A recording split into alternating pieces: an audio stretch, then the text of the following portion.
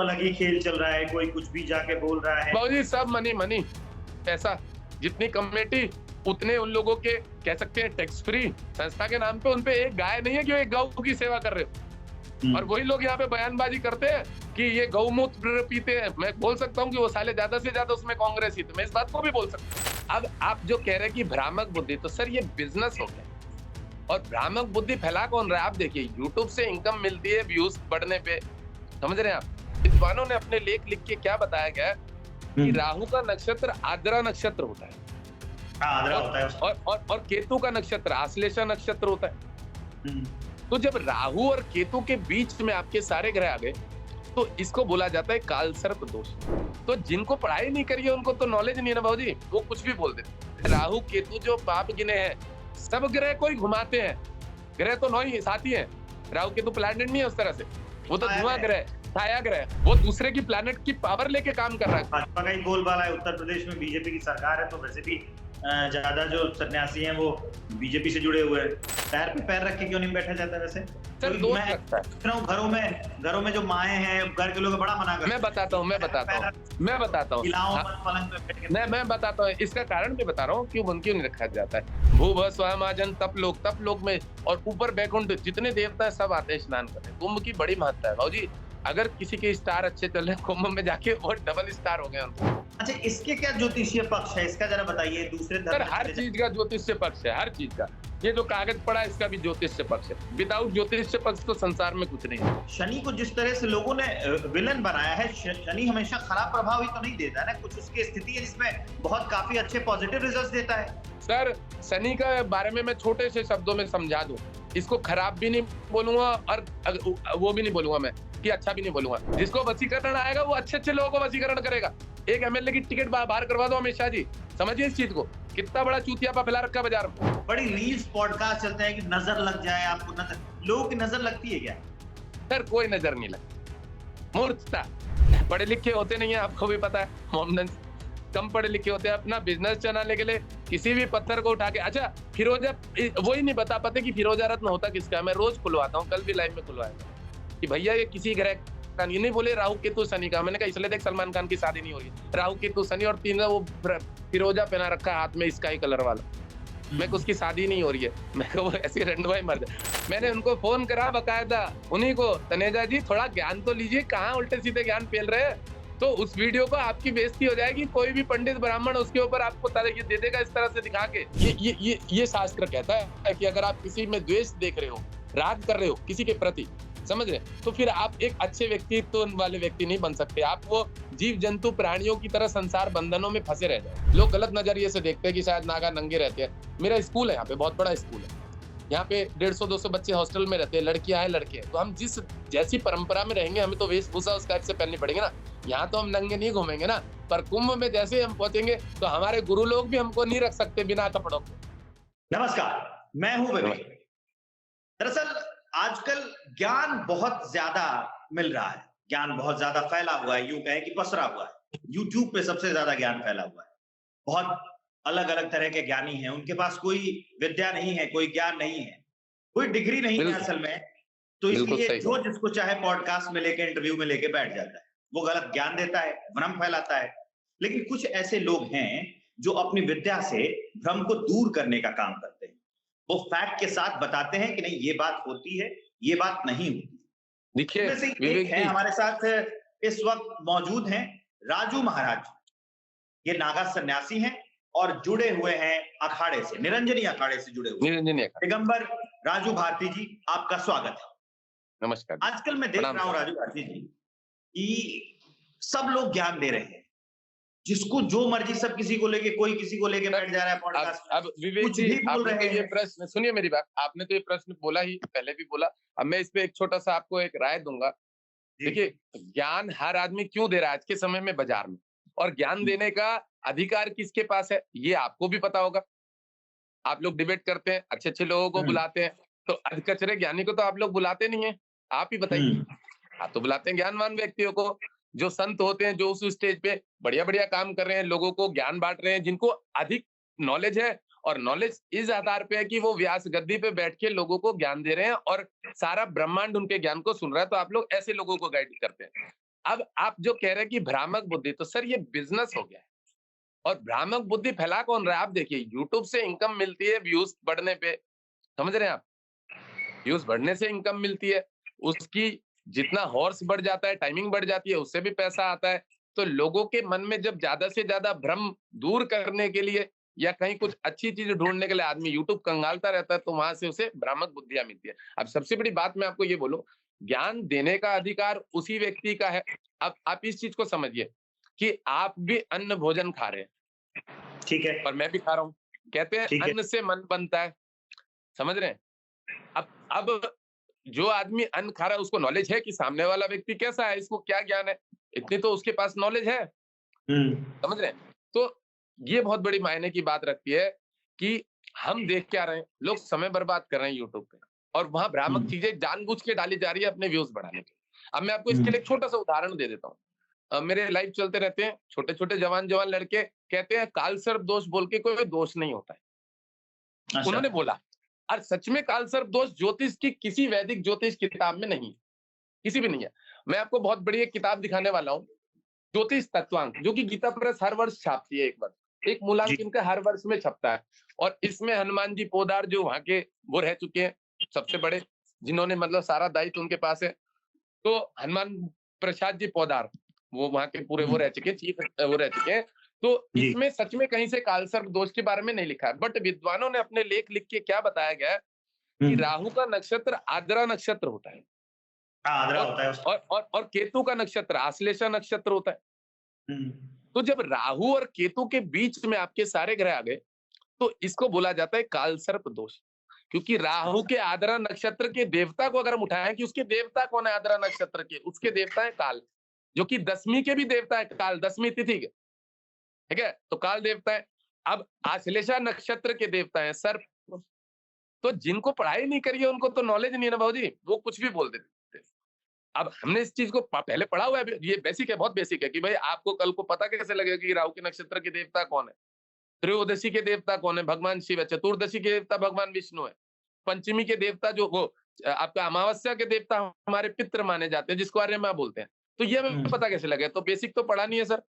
अब वो तर्क वितर्क बहुत ज्यादा भ्रामक बुद्धि फैली हुई कि ये नहीं होता है, लोग डराते हैं काल सर। भाई एक देखिए, आपने ये बात कह दी तो मुझे इसी पर एक बात याद आएगी। आजकल बहुत सारी रील देखी मैंने भी, जो एस्ट्रोलॉजी से जुड़ी हुई है, जो एस्ट्रोलॉजी का पॉडकास्ट है उसमें, और हालांकि होते सारे ग्रह हैं, 9 ग्रह हैं, लेकिन सबसे ज्यादा रोल जो है आजकल, जो दबाव है वो राहु के ऊपर है। राहु को लोग बहुत ज्यादा अपलोड कर रहे हैं। एक आदमी को कल परसों मैंने कहते सुना कि कलयुग का राजा राहु है, उससे बचो, राहु के बचने के उपाय, राहु से कैसे बचे। कलयुग में क्या है ना, राहु क्यों परेशान कर रहा है? अब मैं आपको एक छोटा सा लॉजिक दे देता हूँ। आपने पढ़ाई करी, जवानी उम्र करी, आपने मम्मी पापा से बोला मुझे जाना है विदेश, ठीक है, पैसे लिए, अब लोन करवाया हो या जैसे भी मम्मी पापा ने कर्जा दिया आपको, जैसे तैसे करके बच्चे को विदेश भेज दिया। लड़का उधर एक फॉरेनर ढूंढता है, लड़की गर्लफ्रेंड, समझ रहे हैं? वहीं उसने शादी करी, पीआर लगा देता है अपनी पर्सनल वहीं की रिलीजन कि भाई मैं यहीं परमानेंट हो जाऊं, समझ रहे हैं? अब जो माँ बाप ने उसको 28 साल 30 साल खिलाया पिलाया, एक जवान युवा लड़का बना दिया, अपने माँ बाप के लिए क्या किया उसने? आपको शायद एक केस याद होगा, मुंबई का एक इंजीनियर लड़का था, बीटेक वाला, वो विदेश में रह रहा था, 28 साल बाद या 15 साल के बाद वो अपने मुंबई में फ्लैट में आया था, तो उसकी मम्मी का कंकाल वहां पड़ा हुआ था सोफे। हाँ, ये खबर हमने चलाई थी, याद है? सुनिए मेरी बात सुनिए, ऐसे में आपको 1000 टॉपिकों के उदाहरण देने वाला हूँ, अभी 1000 कम से कम, मेरे पास ज्ञान भरपूर पड़ा हुआ है, मैं आपको बहुत बढ़िया बढ़िया। अब एक बात बताइए, सुनिए, किसी की आत्मा जो है माँ, किसी की मम्मी बच्चे का नाम लेते लेते अगर मर गई तो हाय लगेगी नहीं बच्चे को? और काल सर्प दोष लगेगा नहीं? राहु प्रारब्ध का कारक है, केतु भी प्रारब्ध का कारक है। प्रारब्ध मतलब समझ रहे, मेरे पिछला जन्म, आगे का नहीं, उससे पिछला नहीं, सिर्फ प्रारब्ध पिछले जन्म का। अच्छा, कहते हैं हम इसके लिए बहुत बढ़िया टॉपिक का वो आपको लाइन बता देता हूँ। कहते हैं राहु केतु जो पाप गिने हैं सब ग्रह को ही घुमाते हैं, ग्रह तो 9 ही साथी हैं, राहु केतु प्लैनेट नहीं है उस तरह से, वो तो धुआं ग्रह, छाया ग्रह, वो दूसरे की प्लैनेट की पावर लेके काम कर रहा है। गुरु पे बैठता है, गुरु का बल ले लेता है, साधु सन्यासी बना देता है। सूर्य की पावर पे बैठता है, राजनीतिक बना देता है। चंद्र की पावर पे बैठता है, उच्च लेवल का व्यवसायिक बना देता है, समझ रहे, वेश्यावृत्ति करने वाला बना देता है। मंगल की पावर पे बैठा है, बड़ा ईंट भट्टे या मिट्टी का ये काम करना, मिट्टी इधर उधर करना, बाली सप्लाई करना, समझ रहे, 2 नंबर के काम। क्योंकि राहु के अंदर स्वभाव शनि वाला है, राक्षस ग्रह। दारू बेचना, गलत गलत काम करना। अब बुध की राशि पे बैठता है शेयर मार्केट ट्रेडिंग के बदले, और ये आपको कॉल के द्वारा लूटने वाला बिजनेस, किसको साइबर क्राइम बोला जाता है। गुरु की राशि में बैठेगा तो झूठ बोलने वाला ज्ञानी सन्यासी बना देता है, जो आजकल चल रहा है, महामंडलेश्वर आचार्य बड़े बड़े। बहुत बहुत खतरनाक, बहुत खतरनाक। मैं आपको इसका लॉजिक भी बता रहा हूँ ना सर, विदाउट लॉजिक कुछ भी नहीं है संसार में। राहु है वो छाया है। मेरे से बहुत सारे लोग कहते हैं गुरुदेव राहु ने हमें बर्बाद कर दिया। मैंने कहा भैया आपने अपने भाई का पैसा खाया था पिछले जन्मों में, प्रॉपर्टी हड़प ली थी, उसके घर परिवार को बिछल कर दिया था, उसके बच्चे थोड़ा तड़पे थे और उसकी बहू भी तड़पी थी, उनकी हाय लग गई। अब सुनिए, मैं उसको टाइम बता देता हूँ। राहु में मंगल में आपने बिटकॉइन में पैसा लगाया है, 25 तारीख के आसपास, डेट बता देता हूँ, और 25 लाख रुपए आपका डूब गया। महाराज जी आपको कैसे पता है सब चीजें? तो मैं बोलता हूँ भाई तेरी कुंडली बता रही है, जो तूने मुझे डेट टाइम दिया। राहु में मंगल आया, तो मंगल 12th हाउस व्यय के स्थान पे बैठा है, 12वें घर में, नुकसान के घर पे, और मंगल की ही राशि पे राहु बैठा है। इसका मतलब पता है कि आप अपने भाई का ऋण लेके आए हो और इस जन्म में चुकाओगे, और मंगल ऋण का कारक होता है, और जिंदगी भर आप ऋणी रहोगे। ये बड़ा सरल सा लॉजिक है। सूर्य की राशि पे बाप का बाकी है, चंद्रमा की राशि पे माँ का बाकी है, बुध की राशि बहन बुआ मौसी नाना के पक्षों में बैठ के रोटी तोड़ के आए हो, नाना नानी मर गए, कुछ दे ही नहीं पाया आप उन्हें। गुरु की राशि पे अपने गुरुओं से आपने तो लिया, उनकी सेवा ही नहीं कर पाए। शुक्र की राशि अपनी पत्नी को कष्ट दिया, अनैतिक संबंध है। अब देखिए शुक्र की राशि का राहु का, मैं आपको एक बहुत बढ़िया सी बात बताऊं, प्रामाणिक बात बताऊं, शुक्र की राशि पे बहुत आनंददायक चीज है ये, आपको मजा आएगा इसमें जी। शुक्र की राशि पे बैठा हुआ राहु क्या करता है, मैं एक छोटी सी लाइन पढ़ाऊंगा, मुझे 1 मिनट जरूर दीजिएगा इसके लिए। बिल्कुल बिल्कुल बिल्कुल। क्योंकि शुक्र का सप्तम भाव होता है, और मैं ही नहीं बोलूंगा, सारे ब्रह्मांड को पता है। आजकल ज्योतिष मुझे पता है हर गृहस्थी के दिमाग में घुसा हुआ है, इतना भ्रमित कर दिया है कि वो भी पढ़ने लग गए, वो भी सीखने लग गए। हाँ, इतना ज्यादा भ्रमित, इतना ज्यादा डरा दिया है ना। अब सप्तम भाव का राहु यहाँ विद्वानों ने, अब ये जो किताब है ना, चमत्कार चिंतामणि, भले ही अभी के राइटरों ने लिखा, पर कहा जाता है 1 लाख वर्ष पुरानी किताब है, मतलब कई हजारों लाखों वर्ष पुरानी किताब, जो ऋषि मुनियों के टाइम की लिखी हुई जी। उसी को मतलब विवेचन करके अपने तरीके से, अभी के जो पुराने थोड़े 200-400 वर्ष पुराने कह सकते हैं कि ऋषि मुनि जो भी थे हमारे गुरुकुल वाले, उन्होंने लिख दिया। अब यहाँ क्या बोला गया, क्योंकि इसमें सारे बड़े बड़े ऋषि मुनियों का नाम है, समझ रहे, वेद व्यास जी का नाम है कि उन्होंने इस तरह का बोला हुआ है, या जिस भी ऋषि मुनियों का नाम दिए हुए हैं तो उन्होंने ऐसे बोला हुआ है। और सुनिए इसमें क्या लिखा है, सप्तम भाव में, इस भाव में राहु के फल, उदाहरण के लिए बहुत देर से विवाह, अंतर जातीय विवाह, विधवा से विवाह, अपनी आयु से अधिक उम्र वाली स्त्री से विवाह, अवैध संबंध जोड़ना, और विवाह का अभाव होना, नहीं तो शादी नहीं होती है। राहु सप्तम में अगर बैठो, पूर्व जन्म में किसी स्त्री को अकारण कष्ट दिया हो, अथवा किसी स्त्री का घर गृहस्थी में विघ्न डाला हो, समझ रहे, अथवा किसी स्त्री का सतीत्व भ्रष्ट किया हो। आजकल क्या करती हैं लड़कियां, बॉयफ्रेंड या किसी व्यक्ति से संपर्क नहीं बना, घर पे जाके बदनामी कर देती कि भैया इसने मेरे साथ शारीरिक इस पे वो लगा दो। ब्रिजभूषण जी जो आपके मंत्री हैं, कैसे लगा दिया था फोगाट जी ने, खिलाड़ी फोगाट, समझ रहे ना, अपना स्वार्थ सिद्ध नहीं हुआ, आपको ओलंपिक में चांस नहीं मिला, आपने उनके ऊपर स्वार्थ लगा दिया। इसको एक उदाहरण के तौर पे मैं कह रहा हूं, अब क्या मैटर है वो तो कानून का काम है, वो ढूंढते रहे।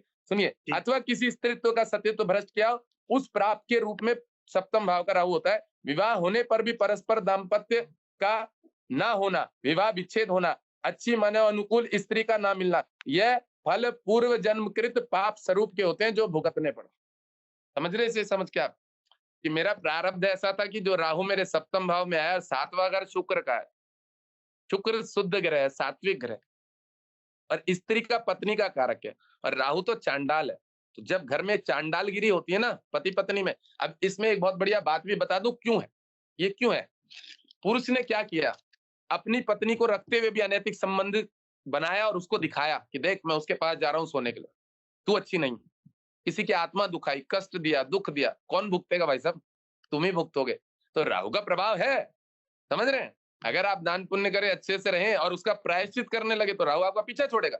जैसे कि मैं आपको लाइन पढ़ा रहा था, बोलना बंद हो गया था कि राहु केतु जो पाप गिने हैं सब ग्रह को ही घुमाते हैं, और गुरु अकेला 2 को चलाए घूमते प्रारब्ध में है। पाप हो या 9 माया 84, पाप फर्क इन 2 का है, इन 2 का, ऊपर नीचे जगत के अंदर झगड़ा इन 2 का है। अगर 7 मात्र ग्रह रह जाए ना सर, तो 7 × 12 घरों में 7 × 12 84 लाख योनियों से हमें मुक्ति मिल जाए, जन्म ना लेना पड़े। ये राहु केतु ला रहे हैं और ले जा रहे हैं क्योंकि हम चुका ही नहीं पा रहे इनका।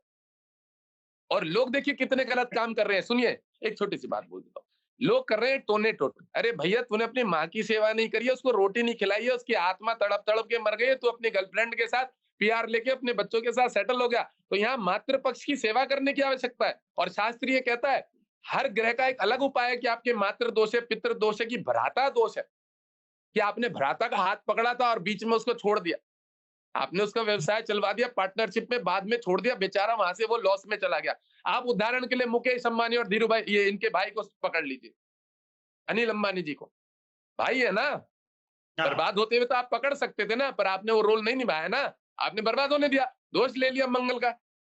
आपके बाप ने यही शिक्षा दी थी धीरू भाई अंबानी जी ने, कि अपने भाई अगर भाई भाई को अगर, आज आप देखिए उनके अनंत अंबानी जी की जब शादी में आया, उनका चेहरा लटका हुआ, ऐसे नॉर्मल सी ड्रेस, भाई, और आप हजारों हजारों करोड़ों रुपए, 2-2 करोड़ की घड़ियां बांट रहे, आप सोचिए इस चीज को। दोष लेंगे आप उनकी आत्मा, उन्होंने वहां फील किया कि मैं गरीब बन के आया हूं, मैं एक नॉर्मल आदमी बन के आया हूं, आम मनुष्य की। अरे आपका फर्ज बनता है कि आपको उसी घर में रखना चाहिए था, कि भैया 1 महीने पहले इसी घर में रहिए आप, लोगों को ना लगे कि आप और हम अलग है। समझ रहे हैं? ये फर्ज बनता है भाई का, कि आप कोई कल को ये बात ना बोले कि मुकेश अलग है और अनिल अलग है। आप बताइए कि सामर्थ्य नहीं है? मैं कहता हूं कि जिसकी सामर्थ्य नहीं है, चलिए उसके लिए माना जाए कि वो सामर्थ्यवान नहीं है, वो नहीं रख सकता है। पर आप जितने हजारों करोड़ों रुपए खर्च कर लीजिए, पर आपने अगर रिलेशन ही नहीं समझा कि कैसे किसी की आत्मा को सुख दिया जाता है। मैं एक छोटा सा उदाहरण दे देता हूँ। मैंने 4 लोगों की टिकट करवाई है राजधानी में कुंभ ले जाने के लिए। उनके उनके हाँ, घर में विवेक उनके घर में विवेक जी कोई नहीं है ऐसा। उनके माँ मर गई है, उनके बाप मर गए, एक छोटी सी बच्ची है 9 साल की, मैंने उसे गोद ले रखा। मैंने राजधानी की टिकट करवाई, मैं अभी सुबह-सुबह मॉर्निंग में सो के उठा, कल की बात है। मैंने खुद के लिए ट्रॉली बैग मंगवाया, देखिए वो पड़ा हुआ मैं कुंभ में लेके जाऊँगा ऑरेंज कलर का। तो मैंने एक छोटी सी बात सोची कि यार जब मैं अपने ऊपर खर्चा कर रहा हूँ, मेरा फर्ज बनता है कि मैं किसी को जब अपनी तरफ से साथ में जोड़ के बैठा हूँ, तो मैं उसके लिए कुछ खर्चा करूँ। मैंने वो 2 फैमिली है लगभग, उनकी एक चाची जी है वो भी जाएँगे, तो मैंने दोनों के लिए ट्रॉली बैग के ऑर्डर दिए ऑनलाइन उनके एड्रेस पे, कुछ कपड़े ऑर्डर दिए जो-जो मुझे देने थे, तो मैंने सब चीज़ों का संबंधित कि भैया जो कहते हैं दान वो होता है कि जो आपको खुद खाना पसंद है वो दूसरे को खिलाओ। ये नहीं है कि आपने 1 किलो चावल पकड़ लिया, 1 किलो दाल पकड़ ली और जाके मंदिर में दे दिया। आपने बोला शायद मेरा ग्रह ठीक हो जाएगा और खुद आप मलाई मार रहे हो रोज। ये दान नहीं होता है। दान वो होता है कि आपका पड़ोस में कोई व्यक्ति उसको ज़रूरत है और आप जा रहे हो मंदिर में ढूँढने के लिए, ब्राह्मण कौन है? अरे तुम्हारा पड़ोसी परेशान है, तुम्हें पता है उसकी किस्त नहीं भर पा रहा है गाड़ी की और तुम उसको जला रहे हो बड़ी-बड़ी गाड़ियाँ लाके। तुम्हारा फर्ज बनता है उसका सहयोग कर दो, तुम्हारे सारे ग्रह अच्छे हो जाएँगे। अच्छा एक बात बताइए, कितने नागा साधु हैं कुंभ में? आप ही बताइए, आपसे पूछता हूँ। कितने सारे नागा साधु हैं? कितने सारे महामंडलेश्वर बन रहे हैं? कितने सारे संत कैटेगरी के लोग हैं? कितने सारे ब्रह्मचर्य पालन करने वाले हैं? कितने सारे सीताराम वाले पंथ के लोग हैं? समझ रहे हैं? बहुत सारे पंथ के लोग। अगर हर व्यक्ति अपने आस-पास के 100 व्यक्तियों को साथ जुड़ा रहे, क्या ब्रह्मांड का भला नहीं हो जाएगा? हम्म, सिर्फ मात्र 100 व्यक्तियों को पकड़ ले कि मैं इन 100 व्यक्तियों से जुड़ा रहूँगा, इन्हें गाइड कर दूँगा। 1/100 नहीं बैठेगा क्या आप बताइए? सही है। आराम से कर सकता है। पर एक पब्लिसिटी कर रहा है, वो लाखों को जोड़ रहा है। बेचारे कितने परेशान है देवकीनंदन ठाकुर जी इस समय बताइए। हिंदू न्यास बोर्ड को सिद्ध करने के लिए कितने परेशान है, क्योंकि सब भर भर अच्छा एक बताइए, विश्व हिंदू परिषद, हम्म, आरएसएस और हम्म, कितनी तरह की संस्थाएं, कितने बजरंग दल चल रहे हैं, चल रहे हैं। चल एक रहा जगह है। एकत्रित नहीं रह सकते, सबको एक-एक जिला परिषद अध्यक्ष कार्ड लेके घूमना जरूरी है। हर एक उसमें एक कोषाध्यक्ष, एक जिलाध्यक्ष, एक प्रदेशाध्यक्ष बनना जरूरी है। आप सोचिए, साला तुम आप अपना बंटा पार कर रहे हो, आप तो सारे वे को खराब कर दे रहे हो। आप तो सनातन को बांट दे रहे हो ना, खुद हिंदू को आप फिर कह रहे हो हिंदू जागरूक नहीं है। आप क्यों उसको वो कर रहे हो सारे? आप एक ऐसा क्यों नहीं बोलते कि विश्व हिंदू परिषद सबसे बड़ा, आरएसएस सबसे बड़ा है, जितनी भी संस्थाएं सब इसी में रहेंगी, सब इसी में घुस जाएंगी। जैसे समुद्र में नाना प्रकार की नदी जाके घुस जा रही है, तो समुद्र की एक मर्यादा है, समुद्र से सबको डर लगता है, तो साला समुद्र क्यों नहीं भर रहे हो? आप खुद ही बांट रहे हो। जो बड़े-बड़े हिंदू, आज अगर बोल दिया जाए, विश्व हिंदू परिषद बोल दे, आरएसएस बोल दे कि हम किसी को नहीं मान रहे, किसी पंथ को नहीं मान रहे, अगर वो हमारे साथ नहीं जुड़े हुए, क्योंकि हिंदुओं का एक ही बोर्ड है, एक ही न्यास है और हम लोग एक ही हैं। किसी देश की सामर्थ्य नहीं है। आप बताइए कितने बाहर के लोग आके यहाँ पे हिंदू बन रहे हैं इस समय, सोचिए। अभी तो सनातन अपना रहे हैं। अलग ही खेल चल रहा है, कोई कुछ भी जाके बोल रहा है। बाबूजी सब मनी मनी, पैसा, जितनी कमेटी उतने उन लोगों के, कह सकते हैं टैक्स फ्री। हम्म, A12 और G30 क्या क्या होता है, उसके माध्यम से टैक्स फ्री करने का। तो जिसके पास जितना ज्यादा पैसा बाहरों से आ रहा है, उसको वो कैसे अपना एक नंबर में कन्वर्ट करेगा, जिसको कि हलाला बोला जाता है शायद। तो बाहर की मनी को एक नंबर में कैसे कन्वर्ट करके यूज लेगा, इसके लिए नए नए न्यास, नए नए ट्रस्ट। अरे हमारे सुप्रीम कोर्ट के जज क्या मर गए? भारत देश में रह रहे हो इतने न्यास बन के, और इतने 3 लाख से ज्यादा मोदी जी ने भी जब 2014 में सरकार आई है, ऐसे फर्जी वो चीज, ये न्यास और ये बोर्ड ये बंद करें 3 लाख से ज्यादा, जो सिर्फ मनी हलाला लेके इधर उधर कर रही थी, और जिसमें कह सकते हैं कि आधा से ज्यादा चोर लोगों के थे, जिनकी 10-10 कंपनियां चल रही है। टैक्स बचाने के लिए उन्होंने अपनी संस्थाएं बना रखी है, संस्था के नाम पे उनपे एक गाय नहीं है, संस्था के नाम पे उनपे एक गाय नहीं है कि वो एक गौ की सेवा कर रहे हो। और वही लोग यहाँ पे बयानबाजी करते हैं कि ये गौमूत्र पीते हैं। मैं बोल सकता हूँ कि वो साले ज्यादा से ज्यादा उसमें कांग्रेस ही थे, मैं इस बात को भी बोल सकता हूँ, क्योंकि मैं सन्यासी और मुझे बोलने में कोई वो नहीं है कि मैं किसी को छुपाऊं। और क्योंकि पैसा सबसे ज्यादा उनके पास था, 2 नंबर का पैसा, स्विस बैंक अकाउंट सबसे ज्यादा, इटली की महारानी जी। भाजपा का ही बोलबाला है, उत्तर प्रदेश में बीजेपी की सरकार है, तो वैसे भी ज्यादा जो सन्यासी हैं वो बीजेपी से जुड़े हुए हैं। देखिए अपनी अपनी ये तो राय है ना। मैं तो बोलूंगा, मैं बचपन से बहुत छोटे सी उम्र में था, आगे बारे में करो। मैं बचपन से बहुत छोटी उम्र से था, मैं भगवान से जुड़ा हुआ, मैं अन्न खाता हूँ, ब्राह्मण परिवार से हूँ। आपको मैंने बताया आप श्रीवास्तव हैं, मेरे श्रीवास्तव पिताजी के बड़े अच्छे मित्र थे, कायस्थ अंकल जी थे। कायस्थ होते हैं, आपको पता होगा, बोला जाता है। हाँ। अंकल ने मुझे समझाया था, एक कायस्थ थे अंकल जी, बड़े बुजुर्ग थे। ए राजन, खड़े होके बाथरूम नहीं किया जाता है। छोटे थे हम लोग, फ्लैट में रहते थे, 3री मंजिल में। राजन, खड़े होके बाथरूम नहीं किया जाता है, बैठ के करते हैं, दोस्त लगता है, देख छींटे पड़ रहे हैं। सीखने को मिला। हे राजन, पैर पे पैर नहीं रखते हैं, पैर नीचे रखो, पैर पे पैर रख के नहीं बैठना चाहिए, सीखने को मिला। समझ रहे, मैं खुद ब्राह्मण हूँ, पर ज्ञान तो दूसरों से भी लिया जा रहा है ना, समझिए इस चीज को। तो हमने कितनी अच्छी नॉलेज ली है लोगों से। वो कहते थे कि जो आपका ये नवरात्रि पे होता है ना, बच्चों को प्रसाद बांटा करो। मेरे पापा को उन्होंने बोला था कि आप नवरात्रि मना रहे हैं, जौ उबारे, रोज भोग लगा के बच्चों को दिया करो, इनमें एक संस्कार आएगा। उन्होंने बोली थी ये बात कि मैं करता हूँ नवरात्रि। वैसे हाँ जी, पैर पे पैर रख के क्यों नहीं बैठा जाता वैसे? सर दोस्त लगता है। घरों में जो माएं हैं, घर के लोग बड़ा मना करते हैं। मैं बताता हूँ पलंग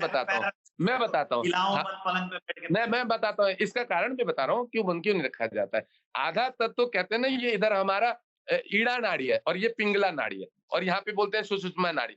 मतलब ये जो तत्व है, ये अग्नि तत्व है, ये वाला पुरुषों का, ये जो हाथ देखा जाता है पुरुषों का, राइट हैंड देखा जाता है कुंडली संबंधित, ये अग्नि तत्व है, ये जल तत्व है। आपका अगर कोई स्टोन है, अगर आप रत्न है, या कुछ भी कह सकते हैं कि आप अगर इस हाथ से ज्यादा चीज करते हैं, तो आपके अंदर जल तत्व प्रबल है, मतलब स्त्रीलिंग तत्व प्रबल है। और अग्नि तत्व कमी है, मतलब हार्मोन्स की कमी है, विटामिन बी और डी की कमी है। तो जो विटामिन बी, डी और ई और सी है, उसको आप दोनों से कैसे कंबाइन कर दोगे, दोनों जुड़ेगा तो वो क्या होगा, आग अगर ज्यादा होगी तो पानी को बुझो दोगी, और पानी ज्यादा होगा तो आग को बुझो देगा। इसलिए मना करो कि आप अपनी प्रकृति को, ये अग्नि तत्व है, आपके अग्नि तत्व से अगर आप किसी को लात मारेंगे, ज्यादा जोर मार पाएंगे। आप लेफ्ट लात से मार के देख लीजिए, कुछ भी किसी फुटबॉल खेल के देख लीजिए, आपके पास पावर नहीं होगी, आप ज्यादा दूर मार ही नहीं पाएंगे शॉट। क्यों? वो जल तत्व है। स्त्रियों के पास उतनी पावर थोड़ी है, वो स्त्रीलिंग है। उसको वो है जो जेवलिन फेंकते हैं, क्या नाम है उनका, नवनीत, वो तो हाँ, नवनीत चोपड़ा जी, बाएं हाथ से ही फेंकते हैं। नवदीप, तो वो सब वो लेफ्ट हैंड से फेंकते ना। हाँ, तो उन्होंने प्रैक्टिस करी ना सर। हाँ, प्रैक्टिस करी। और कह सकते हैं कि उन्होंने जो मेहनत करी है, उसके आधार पे जो है उनके लेफ्ट हैंड में ज्यादा बल आया हुआ, जोर आया हुआ। इवन पीएम मोदी भी कहते हैं कि वो है, क्या कहते हैं उसको, लेफ्ट हैंड से है, वो लिखते भी लेफ्ट हैंड से है। मैं इसीलिए तो एक्चुअली में मैं इसीलिए आपको ज्योतिष के आधार पे बताया कि जो हमारा अग्नि तत्व और जल तत्व है, इसकी एक मान्यता है। मैं ये भी बता दूं, भगवान कृष्ण जी के जो बाण लगा था ना, तो हमारी जो देवी शक्तियां होती हैं, वो इस वाले पैरों में होती है, लेफ्ट पैरों, उसको देवी स्वरूप भी माना जाता है। कन्या के जो अंगूठों की पूजा की जाती है कन्या पूजन में, तो वो देवी शक्ति स्वरूप माना जाता है पैर, इसलिए पैरों पे पैर रखने दोष माना जाता है। इससे हमारे ग्रह नेगेटिव हो जाता है, हमारा व्यवहार नेगेटिव हो जाता है। आप सोचिए ना कि आप आग और पानी मिक्स कर देंगे, तो थोड़ा सा कॉम्बिनेशन तो आपको डिस्टर्ब करेगा, दूसरे को नहीं करेगा, आपके व्यवहार में डिस्टर्बेंस पैदा करेगा। तो उस चीज का ख्याल रखने के लिए जो बड़े बूढ़े हैं, कुछ ऐसे भी लॉजिक देके जाते हैं कि ये काम करने से आप थोड़ा डिस्टर्ब हो जाएंगे। कुंभ की बात की, महाकुंभ की बात, खबरें तो आप देखते ही रहे होंगे, न्यूज देख रहे होंगे। जरूर। एक बाबा हैं जो आईआईटी से हैं, एक बाबा हैं जो पहले वायुसेना में थे, एयरफोर्स में थे। तो वो क्या कह रहे हैं, क्या नहीं कह रहे हैं, मीडिया उनका क्या कर रही है, कैसे, उससे नहीं जाते हैं।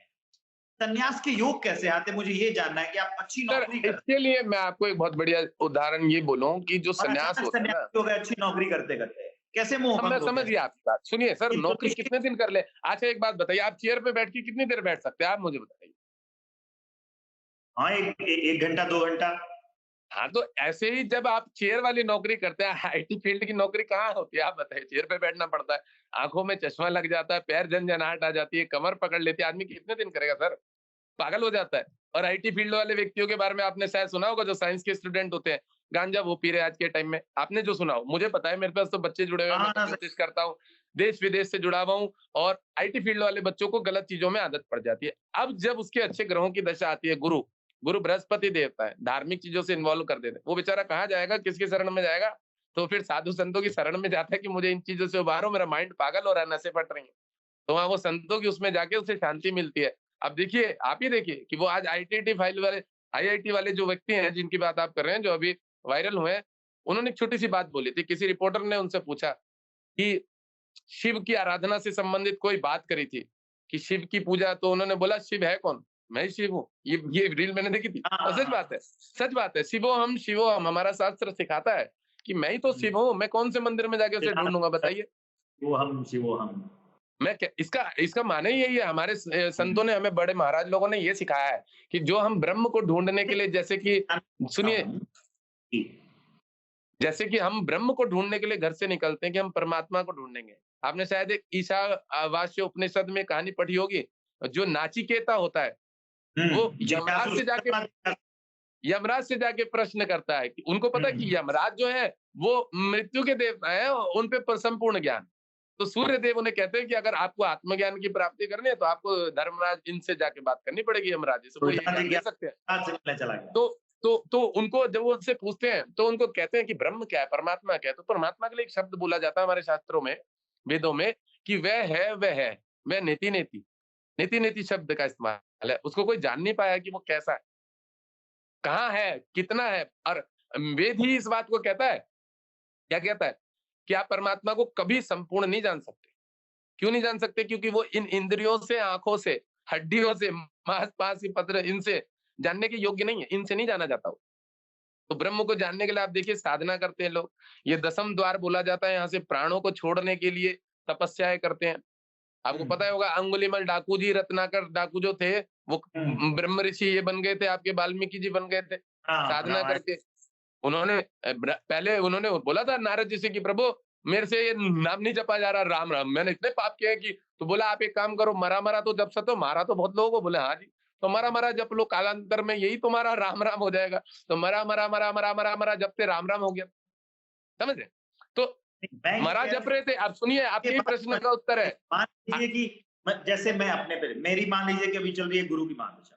तो जिसकी भी गुरु की महादशा चलेगी वो सन्यासी नहीं हो जाएगा ना। मैं ये जानना चाहता हूँ कि कौन से योग हैं व्यक्ति अब के अब कुंडली अब में अब जिसमें आपने अचानक बहुत अच्छी बात बोली, चलती-फिरती आपने अच्छी बहुत अच्छी नौकरी बात छोड़ के बोली सन्यास ले कि लेता है। जिसकी जिसकी गुरु की दशा हो जाएगी, मुझे वो अभी याद सन्यासी है नहीं हो पाएगा। मैं जहाँ का हूँ, तो वहाँ पे एक टीचर थे, उनके पुत्र थे।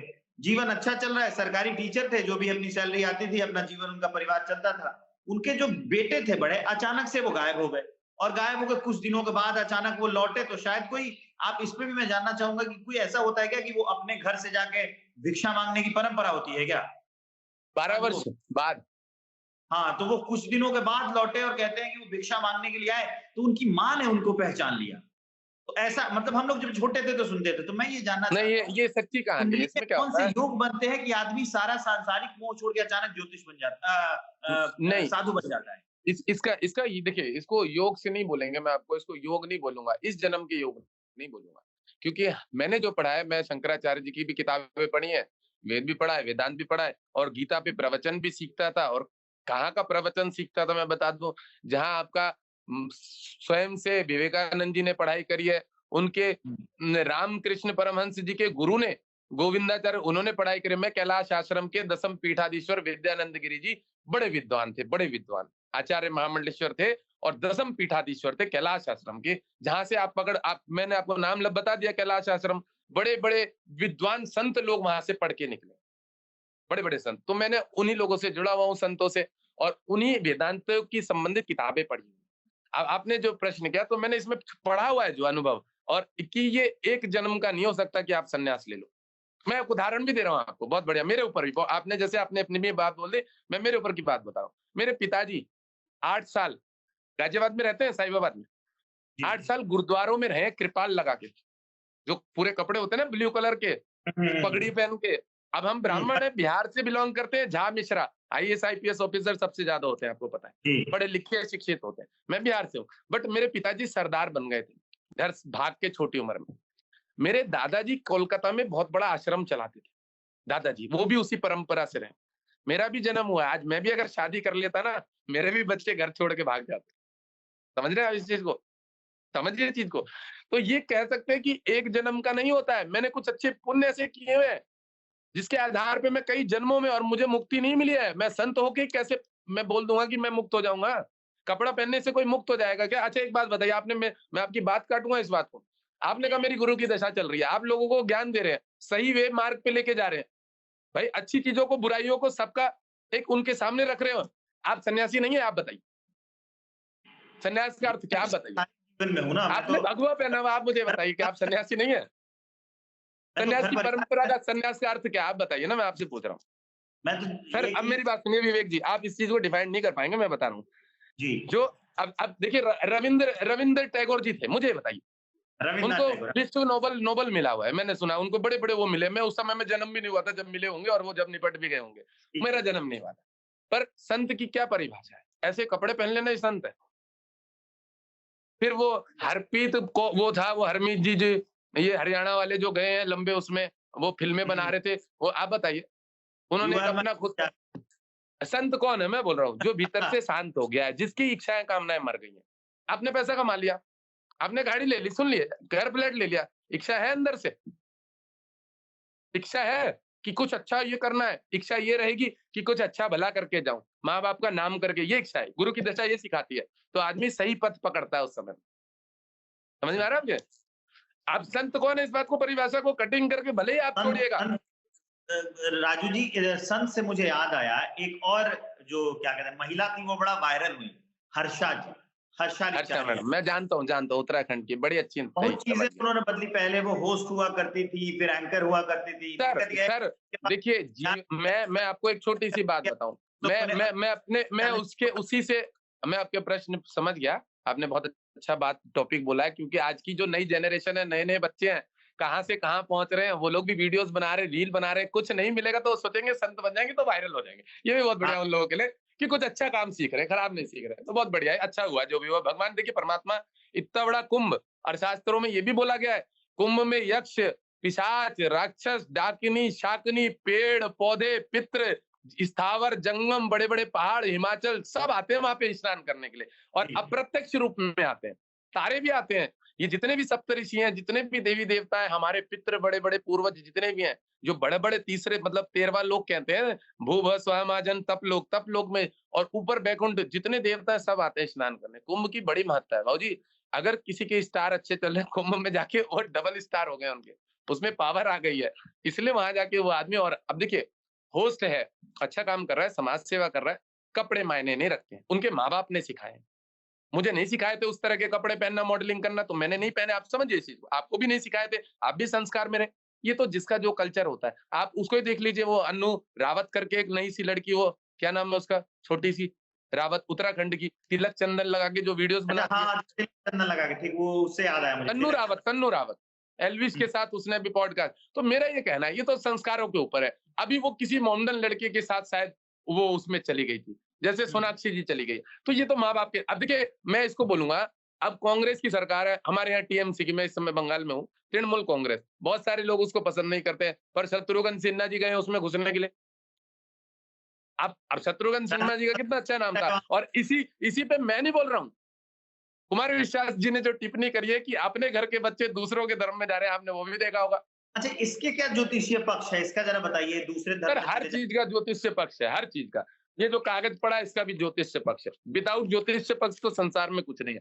प्लास्टिक जो होता है वो बुध होता है, लोहा जो होता है शनि होता है, आपको भी पता है, पत्थर जो होता है वो भी शनि होता है, माइनिंग का काम भी शनि। तो ज्योतिष्य पक्ष तो ब्रह्मांड में हर चीजों को चल रहा है। कहते हैं ना कि ज्योतिष तो ये कह सकते हैं आप कि जब हम जन्म लेके आए हैं, तो जो हमारी बॉडी में पंच तत्व है, उसी से तो उसमें ग्रहों का ही तो वास है। अग्नि जो है वो सूर्य गुरु मंगल है, जल जो है चंद्रमा और शुक्र है, वायु जो है हमारी नसों का कारक वो शनि और बुध है। तो हर ग्रह कह सकते हैं कि ज्योतिष का लेन-देन तो कहीं न कहीं सब चीज़ों में ही है। अब आपने किस प्रश्न के ऊपर पूछा है ज्योतिष संबंधित कि ये जो हो रहा है, इसमें प्रभु क्या होता है मैं आपको बता दूँ। जिनके शुक्राचार्य राक्षसों के गुरु, स्वार्थी, चतुर, चालाक, डेढ़ शाणे, मैं आपको बता रहा हूँ, भले ही आपका भी लग्न है मुझे याद है। तो आप समझिए इसमें, आप समझिए मैं बता रहा हूँ आपको, क्या होता है, एक समय ऐसा आता है राहु की दशा और या शनि की दशा कि आदमी नेगेटिविटी की तरफ चला जाता है। मेरे भी शनि की दशा आएगी 2027 से। मैं भगवान से प्रार्थना यही करता हूँ कि हमें, वैसे तो मेरे ग्रह अच्छे हैं, मैं उधर तरफ नहीं जाऊँगा, सूर्य का लग्न है, मेरा उधर का कोई लेना-देना ही नहीं है।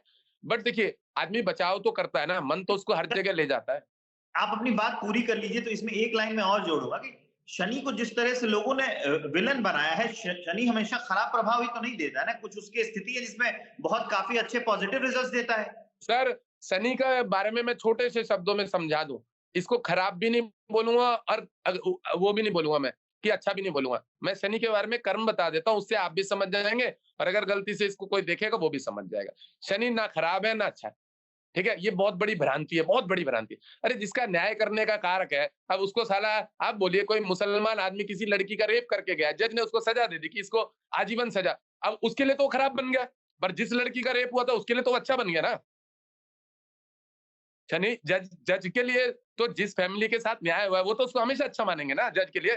तो जज जो व्यक्ति है उसको हम अच्छे बुरे में क्यों जोड़े? वो तो एक न्याय करने वाला राजा की तरह है।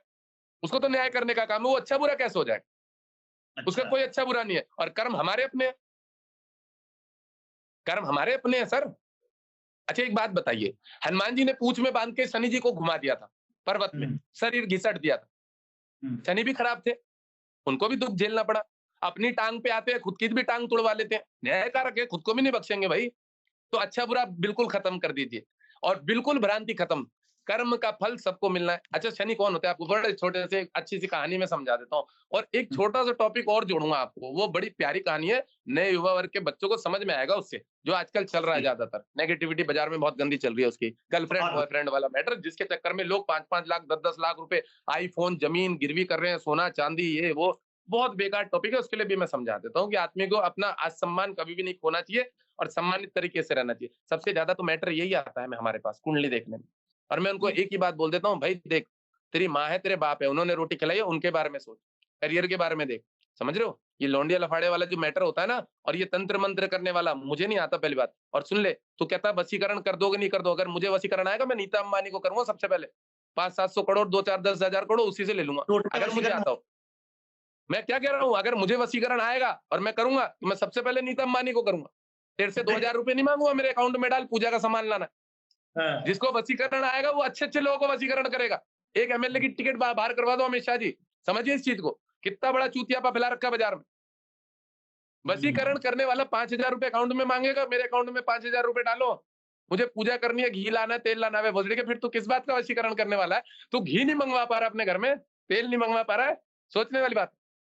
मेरे पास बहुत मैटर आते हैं, महाराज मेरे 21,000 रुपए खा लिया। तो मैं उनको एक बहुत बड़ी बात बोल देता हूँ। नजर लग जाती मैं है, उनको एक काला छोट जादू होता है, इस पे भी बहुत लोग ज्ञान देते हैं।